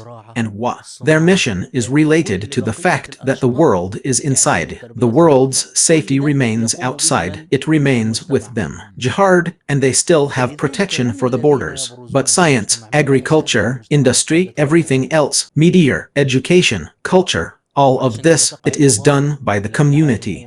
So, who are the ones who stand out in society? Scholars dominated society and led it. That's why injustices occur. You'll find the world is whoever goes to confront the Sultan. A problem arises, and the scientists threaten to shut down. Al-Azhar closed down. That was a huge event. That's how the general strike in the country is shaking. Okay, the slave trembles for her. After the collapse of the Mamluks, which was the ruling power, military, politics no longer represents the people except for scholars. Al-Azhar, Napoleon dealt with Al-Azhar scholars on this basis. The elusive grammar, and they dealt with it in this way. Grammar is also elusive. They are healthy, they understand. They were healthy and not deceived by that. What about Napoleon? He told them, look guys, we're a group. Democrats, he didn't say Democrats of course, but I'm zooming in on the picture. Yes, we will create a council that serves as a parliament, the general office. And we will create a special office as a separate entity. The government will establish a government office in each region. The heads of the Diwan are the sheikhs and the honorable ones. That's true, but you'll have a French assistant, 2 French assistants, 1 translator, and 1 supervisor. The topic is as follows, but who will lead the country? Do you know what Gaddafi said when he said, I am not? By virtue of being the leader of the Libyan Jamhuriyyah, the people govern themselves through committees. Popular Hoplian work, which is the real power among the French. The French do what they want. They leave him to the sheikhs, they leave him. Okay. The sheikhs acted as they do. Any people who are leaders of a community in a weak position, which means you are showing the occupier that this occupier is right. He gives you sweet words but deceives you. The fox is indeed cunning, so you are forced to follow him, and if you intercede, that is, with him, for whomever you descend upon, the punishment means you have to say okay, fine. We accept your ruling, but is this acceptable? This matter is unacceptable, or the scholars of Al-Azhar, in general, represented leadership, the community leadership, at that time, resistance. The first Cairo Revolution and the Cairo Revolution. The second time they met with a resistance. When the resistance is defeated, what will they do? In peace, in negotiation, and in refraining from striking. The nature of the means, of course, that there are scholars of Al-Azhar from. He resisted and joined the resistance with weapons, and among them were those who. It means he was a representative of the political situation, and because, like Kleber, for example, when he was talking to people after the revolution. The second Cairo is talking to the scholars, saying, I swear to them, if it weren't for what I gave, I swear to God, I would have killed you all. You're not even human. Lach Lamza told them that, and how would it benefit you? If war breaks out, you will be with the people against us, and if the war has ended, and now you come saying things have gotten out of hand, What is your presidency and what does it entail? May it benefit you? Yeah, what does a little mean? What's it to you? You're useless, because what are you doing here? Defending yourselves. Therefore, the first Cairo revolution was at its heart. Al-Ayr. So when the revolution was suppressed, what did he do? The French, they stormed Al-Azhar. That's if I wanted to approximate it. For example, in terms of, for contemporary audiences, what do I say? I mean, for example, the fall of the capital of the revolution. Or, this means, for example, the Rabar massacre, fall of the center of the revolution. The center of the revolution, yes, which is the final judgment. Do you know about the Rabar massacre, for example? Do you know about the dispersal, the field, or, what can we say, for example, the fall of Garzar? God forbid. God, for example, means the situation of Garzar's fall. That's how it is. So the horses entered Al-Azhar, and they were there to take revenge. They entered with their horses, and in it they defecated, urinated, and defiled Al-Azhar and tore it apart. They trampled the Qurans with their horses. Reveal your true face. That's why Napoleon wanted to destroy Al-Azhar. If it were not for, there is one named Sheikh Al-Jari, Sheikh Mohammed Al-Jari. This man was one of Egypt's great scholars. He meant that he had made a promise to himself that he would not.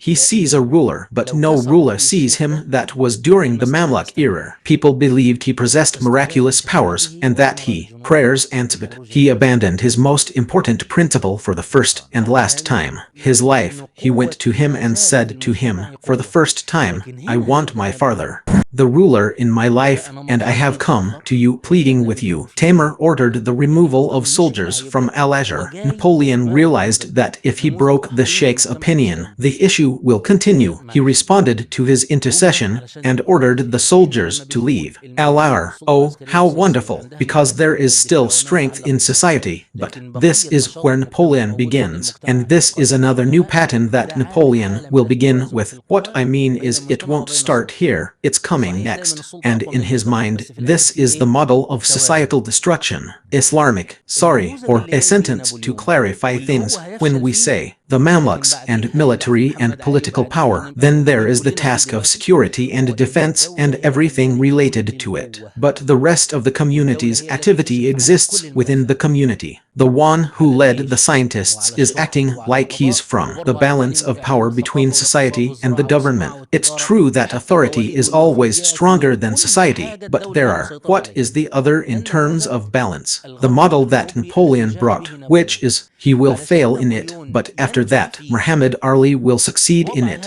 and after that, we'll all be there. Right now, it is the state that possesses all the power. The state is the one that oversees all files. On the army, on the police, on the judiciary and its response, on education, media, culture, and the economy, agriculture, industry, trade, and even births, deaths, and everything else are under the control of the state. This is the Western European model that he comes to register. Every inheritance is registered. Everyone has a house. If he owns land, he should come and register it. The state started what it started doing. It started creating a situation called, some sociologists are in a state of disarray. The notebook is the expression of reality. It exists in reality, not just in the notebook. I don't know you. So, where did I see you in the street? Your card is not a valid card. You don't exist for me, meaning the policeman. If someone killed someone without an ID, no one will hold him accountable, practically speaking, or theoretically. Legally speaking, because this doesn't exist, meaning someone, he doesn't even have an ID card. No restrictions, not present, meaning, for example, what about someone who hasn't registered, and a policeman found him, or maybe they didn't find a policeman, sir, he found her. Anyone in the street who was killed by so-and-so, that's the one who isn't. It exists on paper, but not in reality. When he started reading the notebook, he began to change everything. It exists, and the numbers and statistics before it remain. I see her. Well, I own a house, and I won't register it. I'll take it from you as my property. State, okay, I want to register it. Do you have to pay a tax for registering it? So this house is mine, What's your proof? Bring the document that proves your ownership. By God, did my father or my grandfather leave this paper? And if you don't know, then it's not yours as long as you don't. If there's no paper, then your claim has no basis. Stay tuned. This is where the state began to take shape, in the sense that we understand it. We see him now. He is everything. It must be authorized by the state. Maulud Tiji, register him. Didn't register him. They don't know him. Even if someone has passed away, you'll come and tell me, so-and-so died. If I give you permission to bury him, then bury him. If I don't give you permission, then don't bury him. But didn't the Ottoman state have a system, registration, restriction, and not in this style? Even Suleiman the Magnificent implemented the land registry system and Arif. Yes, but there's a difference. We said that it's from Suleiman the Magnificent. What have we begun? We've begun a journey, the decline and rise of state control, but with a huge difference between what Suleiman the Magnificent did and what happened, the Ottoman state, and what came after it. Napoleon made it okay. That means most of what was in the country, Ottoman, anticipating disputes. Okay, theoretically, all the land belongs to the Sultan. It belongs to the Sultan, but there is no record of it. What is the purpose of this statistic? It aims to achieve direct state control over. People are fine. He's doing a census or survey, for example, for the village, so that the village knows that it pays taxes. Okay, not so that he can come and tell each one of them, bring me proof that this land is your land, and this house is your house, and this son is your son. Or, you notice, there's a difference in type, in quantity, and in purpose, in the end. Yes, that means he's doing this for the sake of control, which is actually a plan devised by France before what's coming. This is the nature of the state as it developed in Europe. Yeah, the state, as it developed in Europe, evolved towards central. Yes, okay, that's it. But no, it's not just that. When he came to Egypt, for example, he found Cairo to be a city. This is not comfortable for the authority that wants it. That a city like this, with its paths and alleys, would become so sprawling. It has alleys and it has a gate, gates around the paths. So before any resistance begins, that is, so that no one should think that this is a security decision before any resistance begins with an order to break down the doors of the alleyways. The country needs to remain open to me so I can go, and I'll bring police patrols, and I mean, I know how to get them. Anyone whose home lacks compassion, for example, then what's with the blocked end thing? It's gone. The road is open so that the road always remains open. He breaks down doors, he opens paths, he requires every owner, a shopkeeper and homeowner, he hangs an a lantern at his door, and may he remain. It means illuminated and lit. Why? So that the country remains exposed. Oh, it's me, even at night I see it. Even at night I see. And you're shining a light on your account. Exactly. He who extinguishes his lamp will be punished, even if it was extinguished by the cold or rain. Your job is to keep an for the general public. And who will put up this lamp? The big one is back. What's the point in the end? Is he going to spend it out of his own pocket? It means that what is ultimately, even if put it down, even if he puts it up, he won't get paid for it by people. Look, we've unconsciously started discussing the state. Yes, of course, we forgot the main idea. You know, right now, for example, it's not necessary right now in most countries, the laws state that, for example, you'll open a shop or something, as long as you're on the street, you are required to install a camera. The installation of cameras is a requirement for every shop to have one. That's the camera. Those were the days. I mean, with the important technological development is here in Cairo. What does it become? What does it become from what is called the old city or the Islamic city to the modern city, the city that is supposed to? It remains open to the authorities and exposed to them. The authority is fine. This is a new style. One of the new things is also the fourth pattern. You are their number. I'm still sitting in the fifth one right now. Okay, the fifth one is about empowering minorities. I am now a ruler. feeling and seeing that this society doesn't accept me. So what does he do?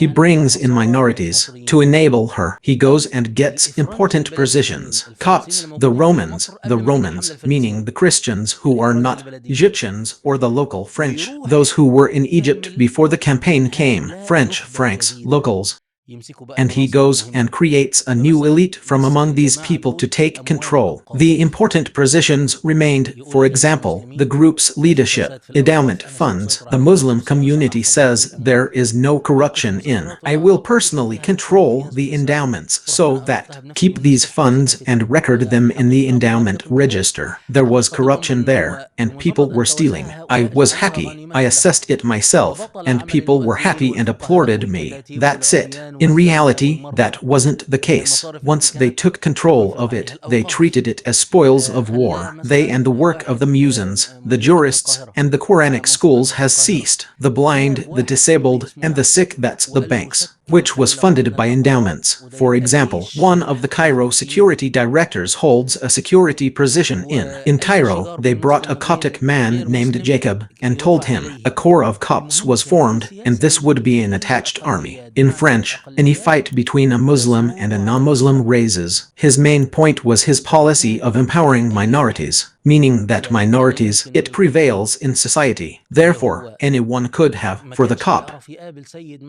which is, he didn't know how to meet Said, for example, from the leaders of the Muslims before the French campaign remain. He is able now, meaning he is able at this time to. He struck him with whips. He is being punished for unpaid taxes.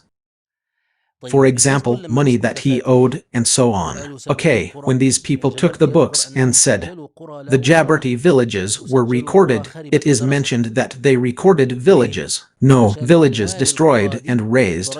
For him, because of the taxes that are in the villages, it will be imposed on her. It will be taken from the villages surrounding her. A social earthquake occurred. It got higher. Copts, Christians, Greeks, and Franks. What are the locals doing? On all Muslims and became. The master intercedes with the one who used to saddle his horse for him, or he serves him in his field, and now he's the one who goes to intercede with him when French. Glory be to God, this minority issue has been around for ages. Dangerous, very dangerous, and that's why even al-Jabarti says they extended their rule during this time and ordered the Muslims. For example, no one can pass in front of them without stopping. No Muslim passes by without standing up in respect for them, or if he were passing by them, he would dismount from his horse. When people complained, they would ask them, where? Muhammad is coming to save you. Such words are truly chilling. The bodies, this is al-Jabarti's expression. This is the other side. This pattern, which is colonialism, ended with occupation, meaning control, complete in this violent way. Yes, this was after the story of al-Ajran. No, and he ended this from the very beginning of his entry. From the moment I entered, I was faced with this issue of the notebook. The first thing he did was address the issue of empowering minorities from the very beginning. What does the disarming people? This is the first decision that prohibits people from carry a weapon, and you have 1 day to surrender. Everyone has no weapons. Otherwise, he would be punished with various types of penalties. And she's asking Trump, what's wrong with him? What is he doing? The same. Disarming people, you could say that, the decisive moment in the Muslims' transition from glory to humiliation. Naturally, yes, because as long as people have weapons, they can to resist, or at least to avoid, tyranny. It's easy for her, but when people lose, the weapon is now safe. Anyone can do whatever they want to them. I want.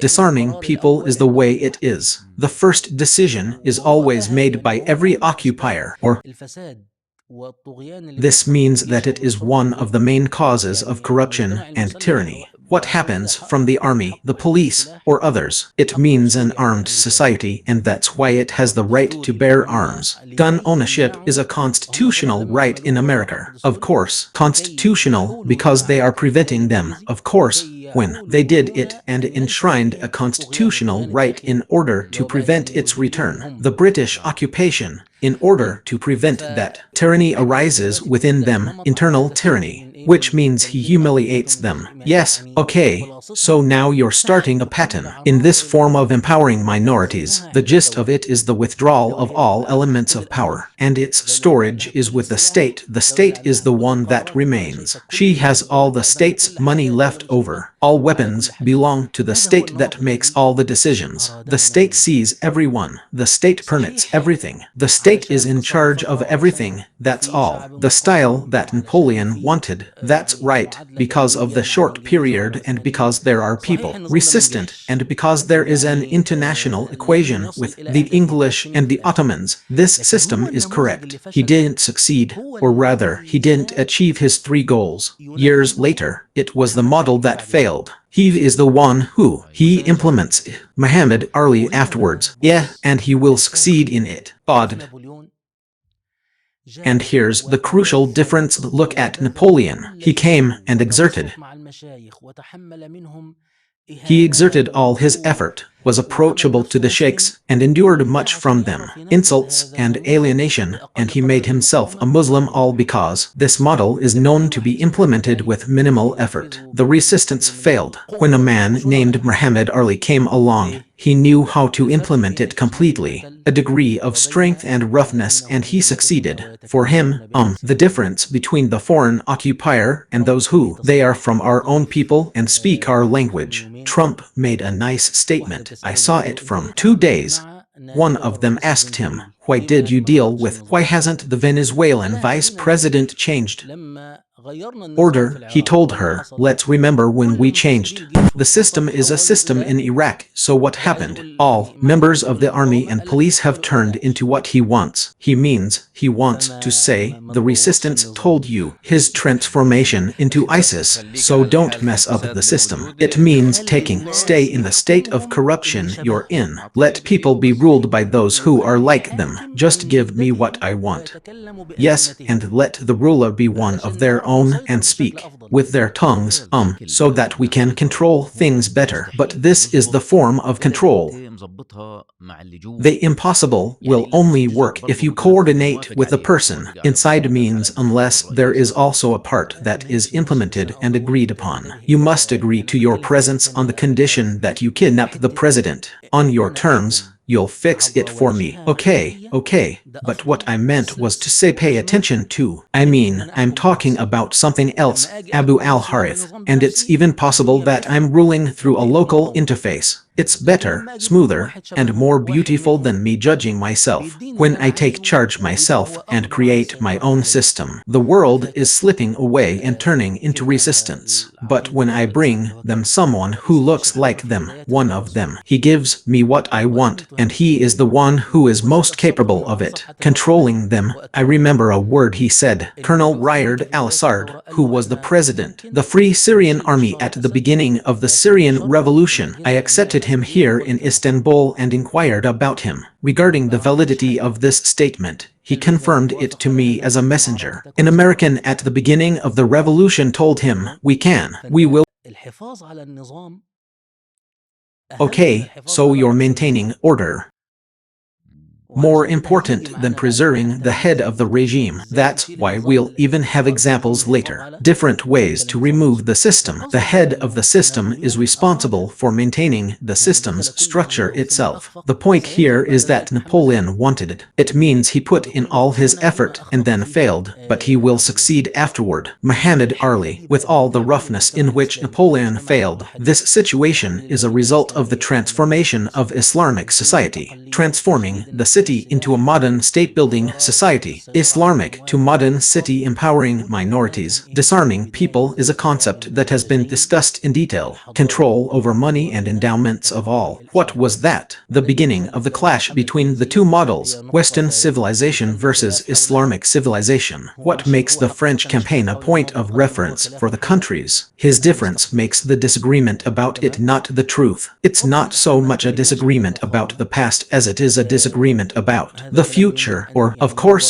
we didn't talk about resistance. This is something that could be considered the books, but in any case, the resistance that society produced it was an Islamic resistance, and because the community was led by al-Azhar scholars, and because the community possessed a degree of power, and was able to, if it had collapsed, it could have resisted so it wouldn't have collapsed. Official army. After Napoleon, when Muhammad Ali succeeded in disarming people and stripping them of their power, the collapse of the official army meant the collapse. The country meant that the occupier would remain comfortable. He ruled because there was no ability to resist. And so, I hope I've included something in the question. If there's anything else I've forgotten about it, remind me now. That's good, we're open and talking. Axis of colonialism. Yes, we are talking about a model or form of colonialism. We're not used to it. We know the colonizer. Bigot enters with a cannon, burning, killing, controlling, looting. He'll spend a while relying on his luck with the resistance. What will happen if the resistance fighters return? But here it was in a pattern. New. So you summarized it in points. Yes, the 5 or 6 that you mentioned, Professor Muhammad. So when did Napoleon Bonaparte decide that he travels from Egypt to Syria when he takes this decision? This was in February 1799. That is, after 7 months or 6 months, because he entered Egypt on July 2nd, Alexandria or July 3rd, and then he entered Cairo, July 22, 1798. February 1000, February 5, 1799. He headed to Al-Arish in Damascus, then to Jaffa,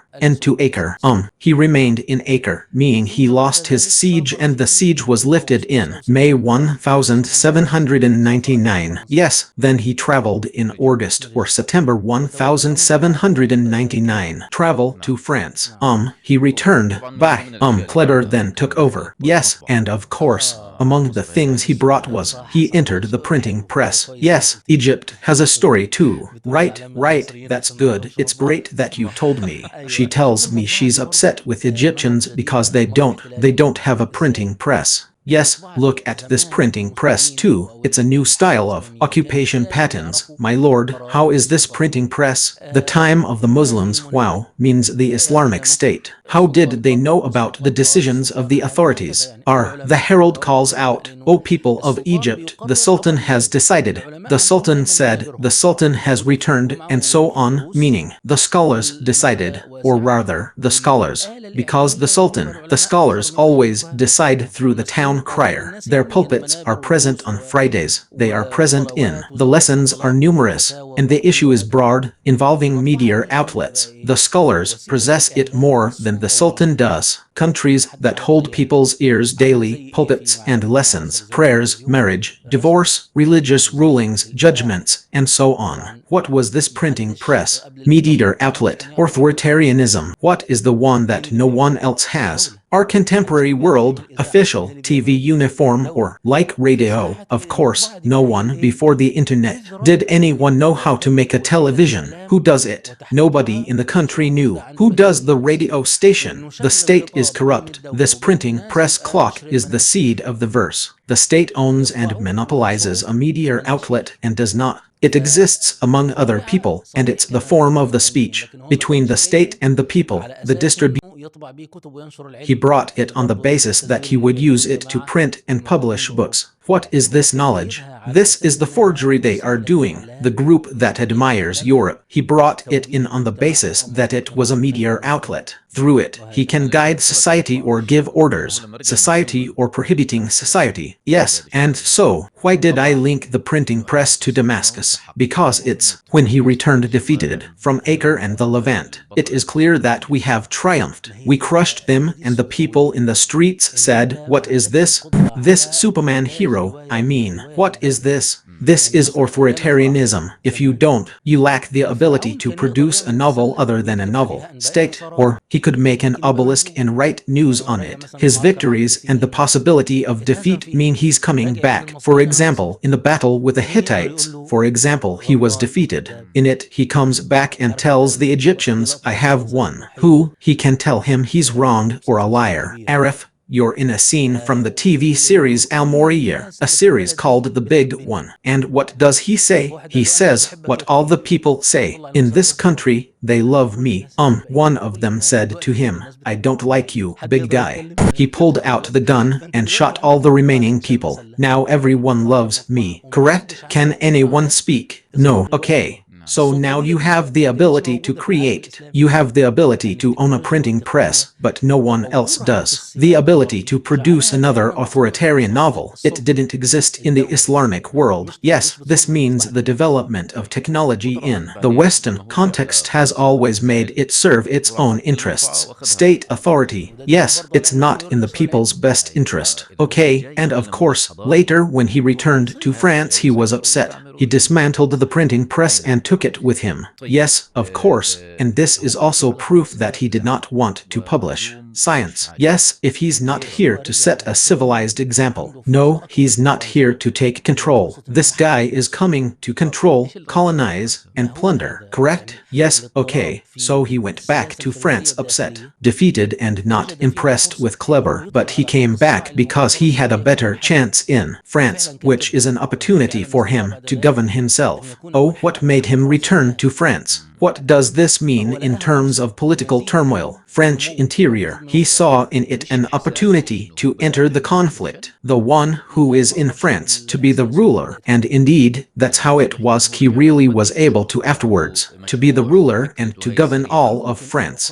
Or perhaps he saw it as an opportunity for further growth or more from the ascent. It's not that he feels his campaign is starting to fail. No, I can't say how he feels that I started a campaign failure, because some people are saying that he came back because he started. He feels that his project and idea are quick. This can be said. His recklessness led him to return with, "No, look, I'll tell you something, maybe, without blackening my face. I mean, that can be said, but in reality it is. Be patient, because he might come back just for one wave. Or he's coming back because of a defeat. I mean, if I understood his personality well from during his reading about it, I mean, if it wasn't this opportunity exists in France, he would have returned to repeat the experience. Try again. It wasn't her. I won't leave Egypt alone. I won't leave it. Ode. If we were to summarize how the campaign ended, all of French is like this in 2 lines.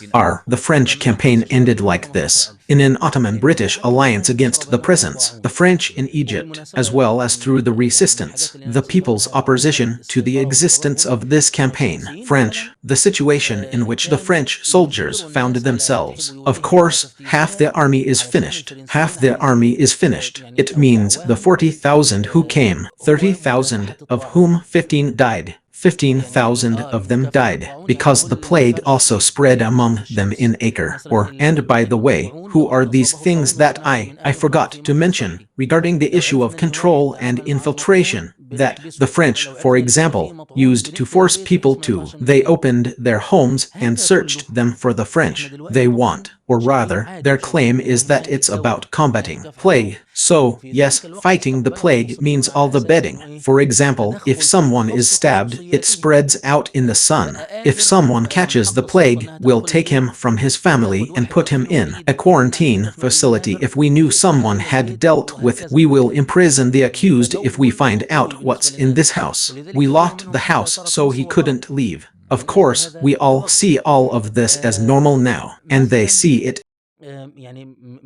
for this incursion. For example, I mean from this, apparently, they saw this as one of the means. The French search for hidden places in houses. They are after money, they seek secrets, and they remain. We know everything that's happening in the country. The Egyptians did not receive them with the same welcome. So you agree with what's happening. By the way, even the French tried to impress the Egyptians through scientific experiments. You'll find among Egyptians, for example, someone named Sheikh al-Bakri. The head of the Ashraf was there when he saw the balloon coming up. So the French scientist says this balloon, or does this knowledge you possess enable me to I pray Dihur and Maghrib. I pray Dihur in Egypt and in Morocco at the same time. He told him no, that won't work. He told him then it's over. What is this knowledge without the knowledge of the saints? This even includes Sufi mentality and miracles. This statement was made to be a speech, resisting, or against the dazzling French, which is us, our guardians. They can do what they can't. Your scientists are doing it, and in this way, but Okay, so we were summarizing how the campaign ended. Yes, I told you there was popular resistance. Then an Ottoman army and an Ottoman-British alliance. The French realized this in light of their small numbers and the instability of this country means there is no hope for them in staying in this country. Yes, therefore, they negotiated from the moment Napoleon left. They negotiated the withdrawal. Kleber was unable to reach a negotiated settlement due to his intransigence. The French were stricter than the English in taking. The French had a faster war. Or, afterwards, the French relaxed their grip and Abd's situation was calm. God, Jack Mino, is less than this, and so they left. Abdullah Jack Mino married a girl. Oh, Rashid. She was a noble woman. Yes. Yeah, naturally. What happened? What happened to the Suez Canal project? Suez? Oh, good. Excellent question. I'm just telling you about Abdullah Jack Mino because the issue is a secular one. He was the first to go. France apostatized and returned to Christianity. Yes, of course. He took his wife with him and had a son with her who told the tale. Al-Tartawi in his summary of Al-Libres in the summary of Paris. Of course, when Al-Tartawi went to meet an Orientalist, the French team is considered the father of French Orientalism. His name is Sylvestre de Sarcy. Sylvestre d'Assis was the one who convinced the Muslim woman who was Mino's wife said there was no differences between Islam and Christianity. Now Abdullah Jack Mino, when he returned, he apostatized. He wants to convert the boy to Christianity and have him baptized. Yeah, she told him no, my son is Muslim and it's not appropriate. He tried to convince her, but she wasn't convinced, so what did he get her? Sylvestre de Say told her, here's a world-class man.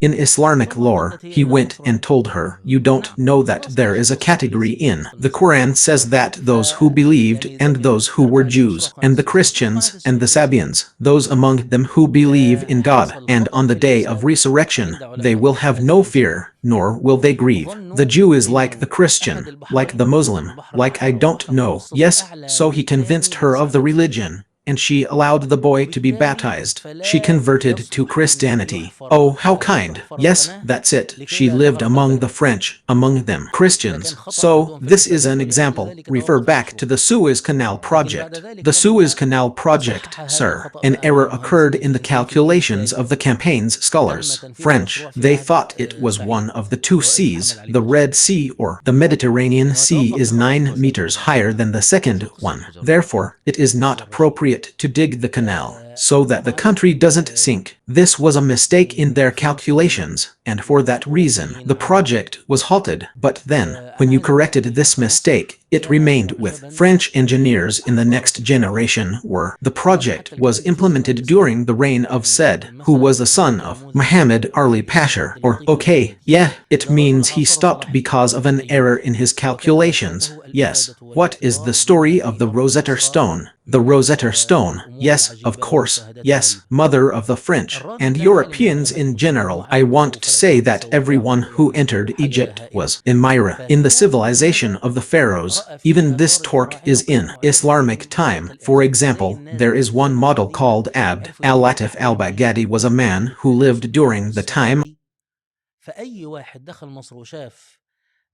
with this level of resilience, who entered Egypt and saw its civilization. The pharaohs were very impressed with her. The group The French or Europeans had goals of. The two main goals are to unearth Egyptian civilization.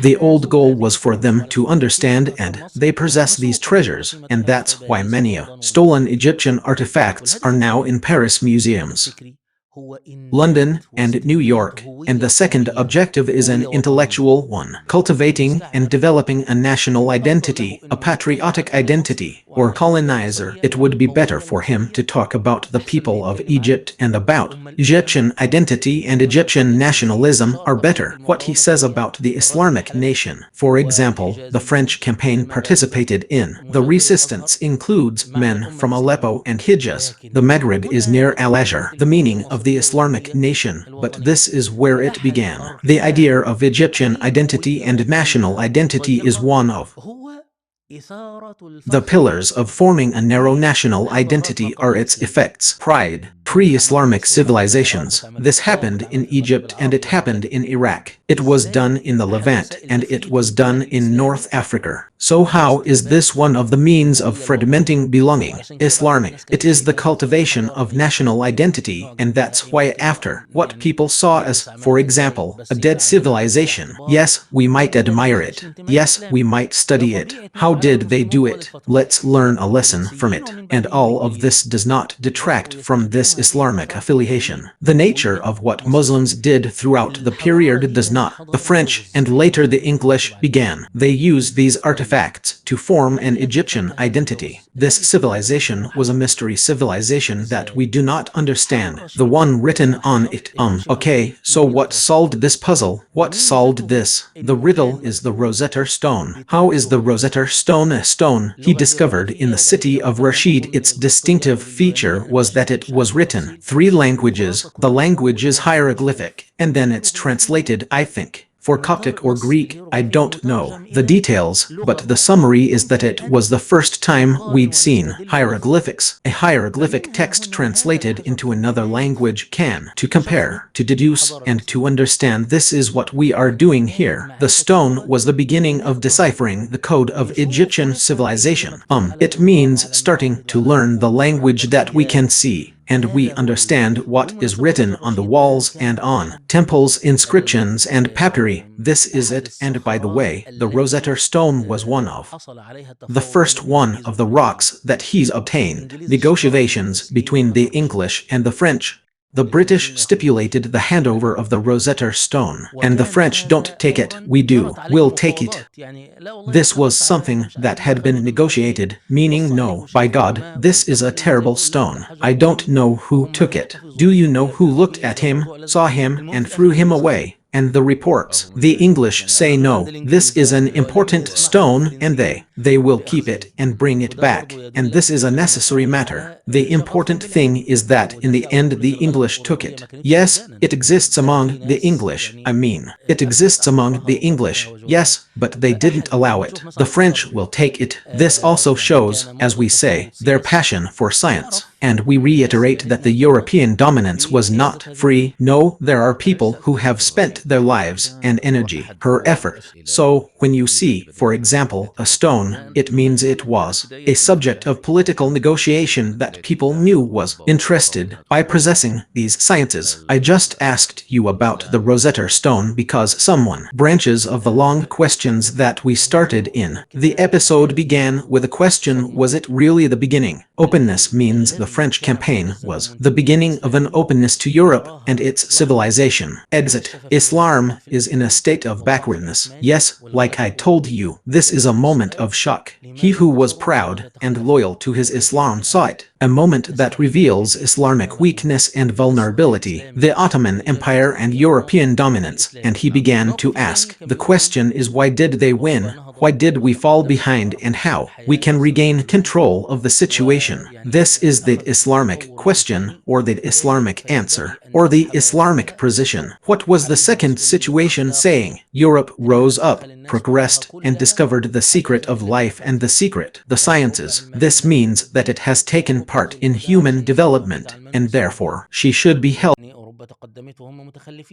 Because Europe has progressed while they have fallen behind. She advanced when she abandoned religion, so let's go. Religion, for example, she came forward when she took off her hijab, and I don't know what else. Of course, the French campaign was incredibly active. We didn't say anything about the issue of women and prostitutes. Their situation improved in Egypt, and they established French clubs. They established centers of debauchery and prostitution, and they would cover themselves, celebrating the Nile's loyalty and the revolution. The French remain in debauchery and so on, and the soldiers, the French, and the slave girls, non-Muslim women, and I don't know what else. When they saw gentleness in their dealings with them, and they go to them, or because the French soldier tells you there wasn't. I see a problem when a woman insults or hits him or tamper with it, or he sees that being gentle with women is one of civilization, of course,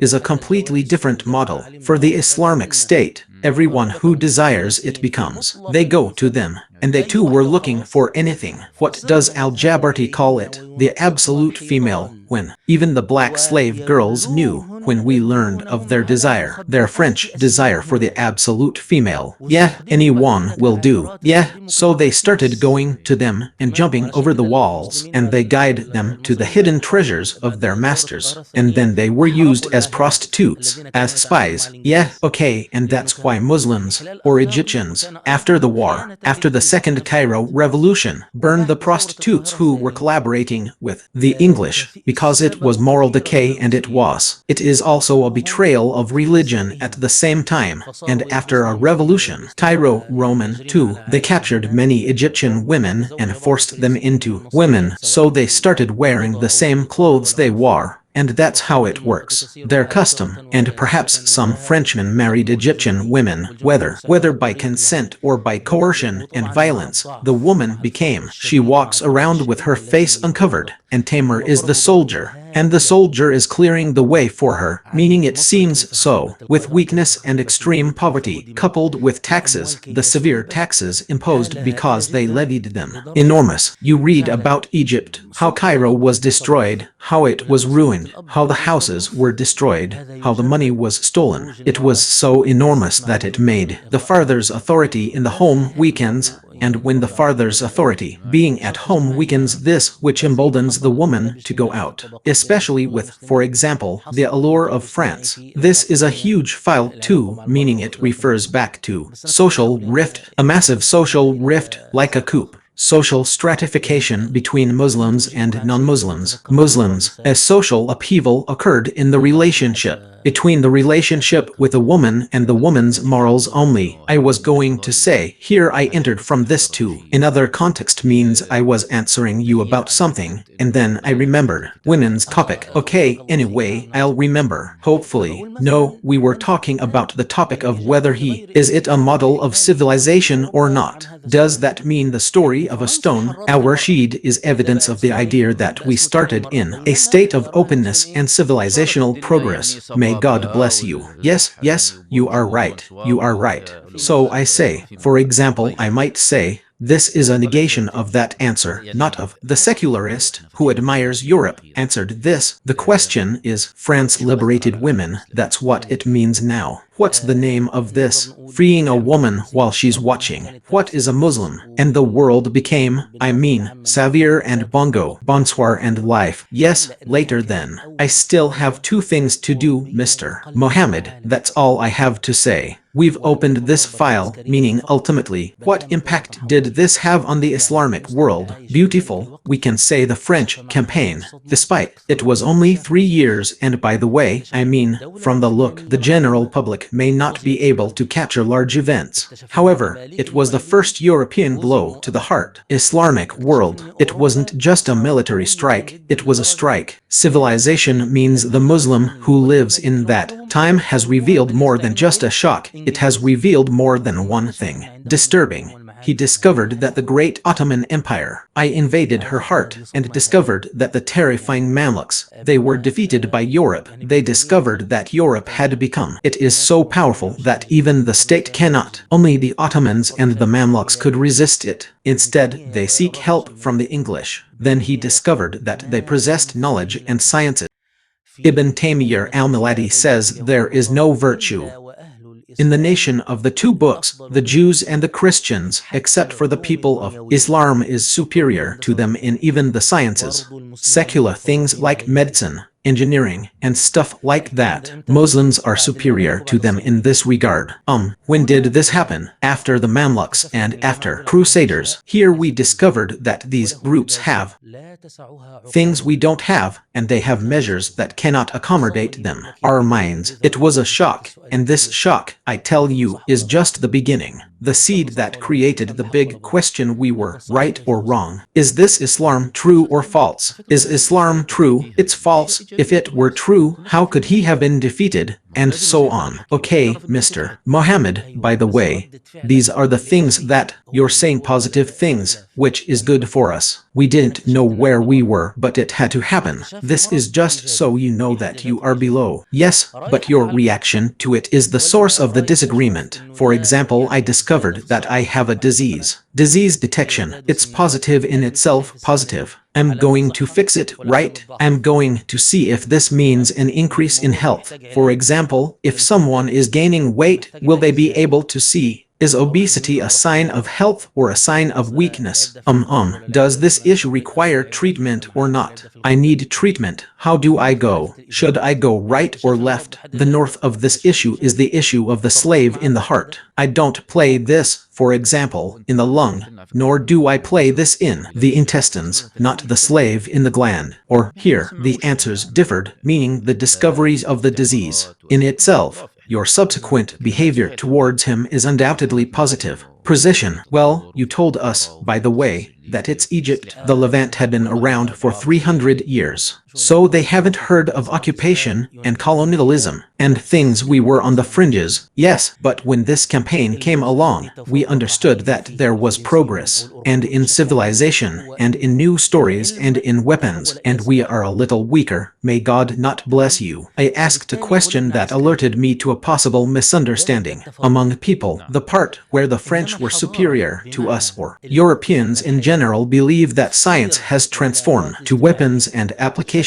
Okay, so we were militarily defeated. This is excellence. Yes, civilization, in the sense of one's attitude towards life. Interpreting social relationships shapes ideas. I mentioned earlier that he was the Islamic world. It contains an intellectual awakening, and that it is in a number of studies have been published proving that the Islamic world, he was not intellectually or culturally backward, but rather he possessed. He has knowledge, literature, ideas, and actions. Renaissance. Yes, but it was suppressed by military rule. This is due to the backwardness of the nation and the obstruction of its transformation. Its sciences turned to weapons and machines. Or, we mentioned earlier that al-Jabarti himself used to mention his father, Sheikh Hassan al-Jabarti, used to receive students. The Europeans studied with him. Okay, why Hassan al-Jabarti's sciences and theories? Those who had weapons no longer possessed them because they were under the rule of Mamluks. During their periods of corruption and weakness, the sciences that were, it is stored in minds and in books. It has not been transformed. What kind of weapons and equipment? For example, in the last volume of the description of Egypt encyclopedia, a man, his name is Juwar, one of the Orientalists who wrote this. The encyclopedia discusses the widespread education in Egypt. The medical education system in Egypt was more than the education system in France. If you're talking regarding the civilized appearance, the number of educated people in Egypt is greater. Why did the educated people in France prevail? French. They were defeated because they transformed the sciences they possessed to the point, even if their people are backward and illiterate, while it wasn't like that in our Arab world. In Islam, the spread of education is a sign of civilization, but victory always begins with military force. Of course, this matter will be affected, meaning it will be affected, developments that make the French increasingly concerned about the issue. Education and its spread are causing Egyptians to decline, especially since Muhammad Ali told us after that. For example, Al-Tartawi in his summary of Al-Ibris is a summary of what does Al-Ibris say in summarizing Paris.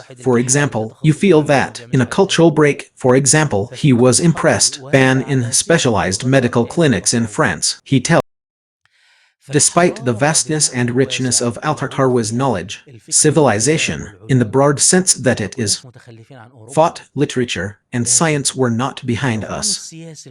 Europe, but the strong political system,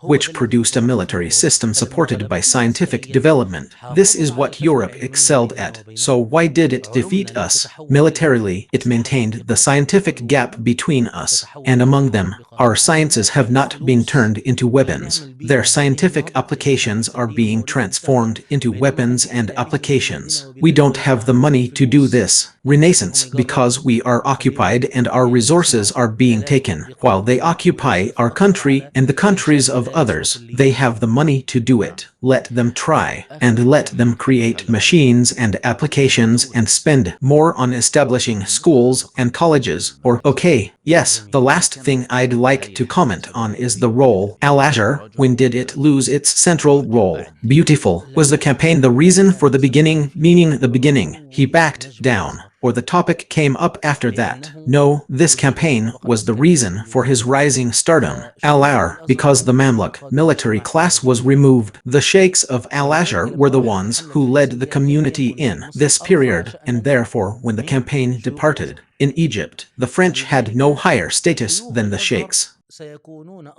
Al-Azhar, and therefore the sheikhs of Al-Azhar will be the owners, a strong factor in Muhammad Ali's subsequent appointment, despite the Ottoman Sultan's nose is perfect, but it's this. The other side remained showing or meaning, but the French campaign demonstrated the model. The one who destroys the sheikhs of Al-Azhar and destroys the structure, the foundation upon which the sheikhs of Al-Azhar rely, students, Quranic schools, academic status and situation, religious and mediator status. Muhammad Ali will come true with the support of Al-Azhar sheikhs, but Al-Azhar will be destroyed. It destroys education, it destroys endowments, it destroys this, the society, the scientific environment was hit, scientific environment. He will be the first one appointed as Sheikh of Al-Azhar. Previously, scholars were the ones who chose the Sheikh. Al-Azhar, he is in the shadow of the horror of what he did to the Egyptians after his massacre. The Mamluks will be the first to appoint a Sheikh. Al-Azhar, the authorities are now the ones who make the appointments. For the first time, scientists are coming, and they are full of laughter. Effendi Dina al-Sheikh Al-Azhar died. Who do we appoint? He told them to appoint whomever they wanted, but the most important thing is something that has no purpose, meaning it's not against me. Okay, so choose 3, and then he'll kick all 3 of them. Next to them is another a winner. Who is this? Muhammad Ali. Yes, okay, and the first one to dismiss the Sheikh of Al-Azhar later on is his grandson, Khedive Ismail. The French campaign elevated the status of the Sheikh Al-Azhar, but it presented a model in which power is monopolized by all. The force destroys the environment that can produce it. Al-Azhar leadership. This is something Muhammad Ali will succeed in. If there's a lesson to be learned from each campaign story, what is French? There are many lessons, of course, but I focus on what is the most beneficial thing for us, meaning how to transform it. We practically, if you had a few of the Mamluks, they resisted the French campaign in the battle. Mabarbar means some people withdrew, and the matter is not. The withdrawal is causing people to disperse. And the issue, the phrase it calls for a connection means that Al-Jabarti explains that it is from. The reason for the defeat was that they joined the army with their hearts. Incompatible, or in minor defeats, it has enormous effects. Historical victory is a matter of patience, and sometimes when one perseveres, a small resistance in a small battle in its small place, it leads to tremendous results. If only the Mamluks were able to repel the French campaign. Napoleon failed in this, and history changed. Remember when we talked about wars, the Crusader, and we said the man who is the day of the man, the one who betrayed is the Roman, a turquoise, Pharaohs, or the man who cheated, and the man, Yachin, who is. He collapsed after seeing that it was the. It means the Crusaders stormed one of the houses, and he who returned from Mosul, you won, or it was these small details that led to success. The First Crusade, also known as the Crusade, the only one that succeeded, if one of His small battle at Antioch had not yet taken place. Yes, if one of the Mamluks had shown such resilience, when Muhammad is here, folks, no one should underestimate the frontier. What you are standing on right now. Oh yes, the spot where you are standing right now. Perhaps a single word of truth, perhaps a righteous deed, perhaps steadfastness. An hour, perhaps patience. An hour can change history. Yes, and Muhammad al-Fatih. If he hadn't waited a few more days, Constantinople had a day. Yes, not with us. And so the Ottoman army came and was in. With them was a young soldier named Muhammad Ali. And then we entered a new phase. Yes, the rule of Egypt is the era of Muhammad Ali and his family. This will be in the next episode, God willing. Professor Muhammad, God willing. With God's help, Professor Muhammad, may God reward you. You were truly amazing. May God reward you. As for you, my brothers, sorry we took a little longer, but the file is important. The truth is, he's talking about Egypt, meaning we're not just any place. A place in our great Islamic history means the truth is that Egypt is a central point, meaning it was and still is. And with God Almighty's help,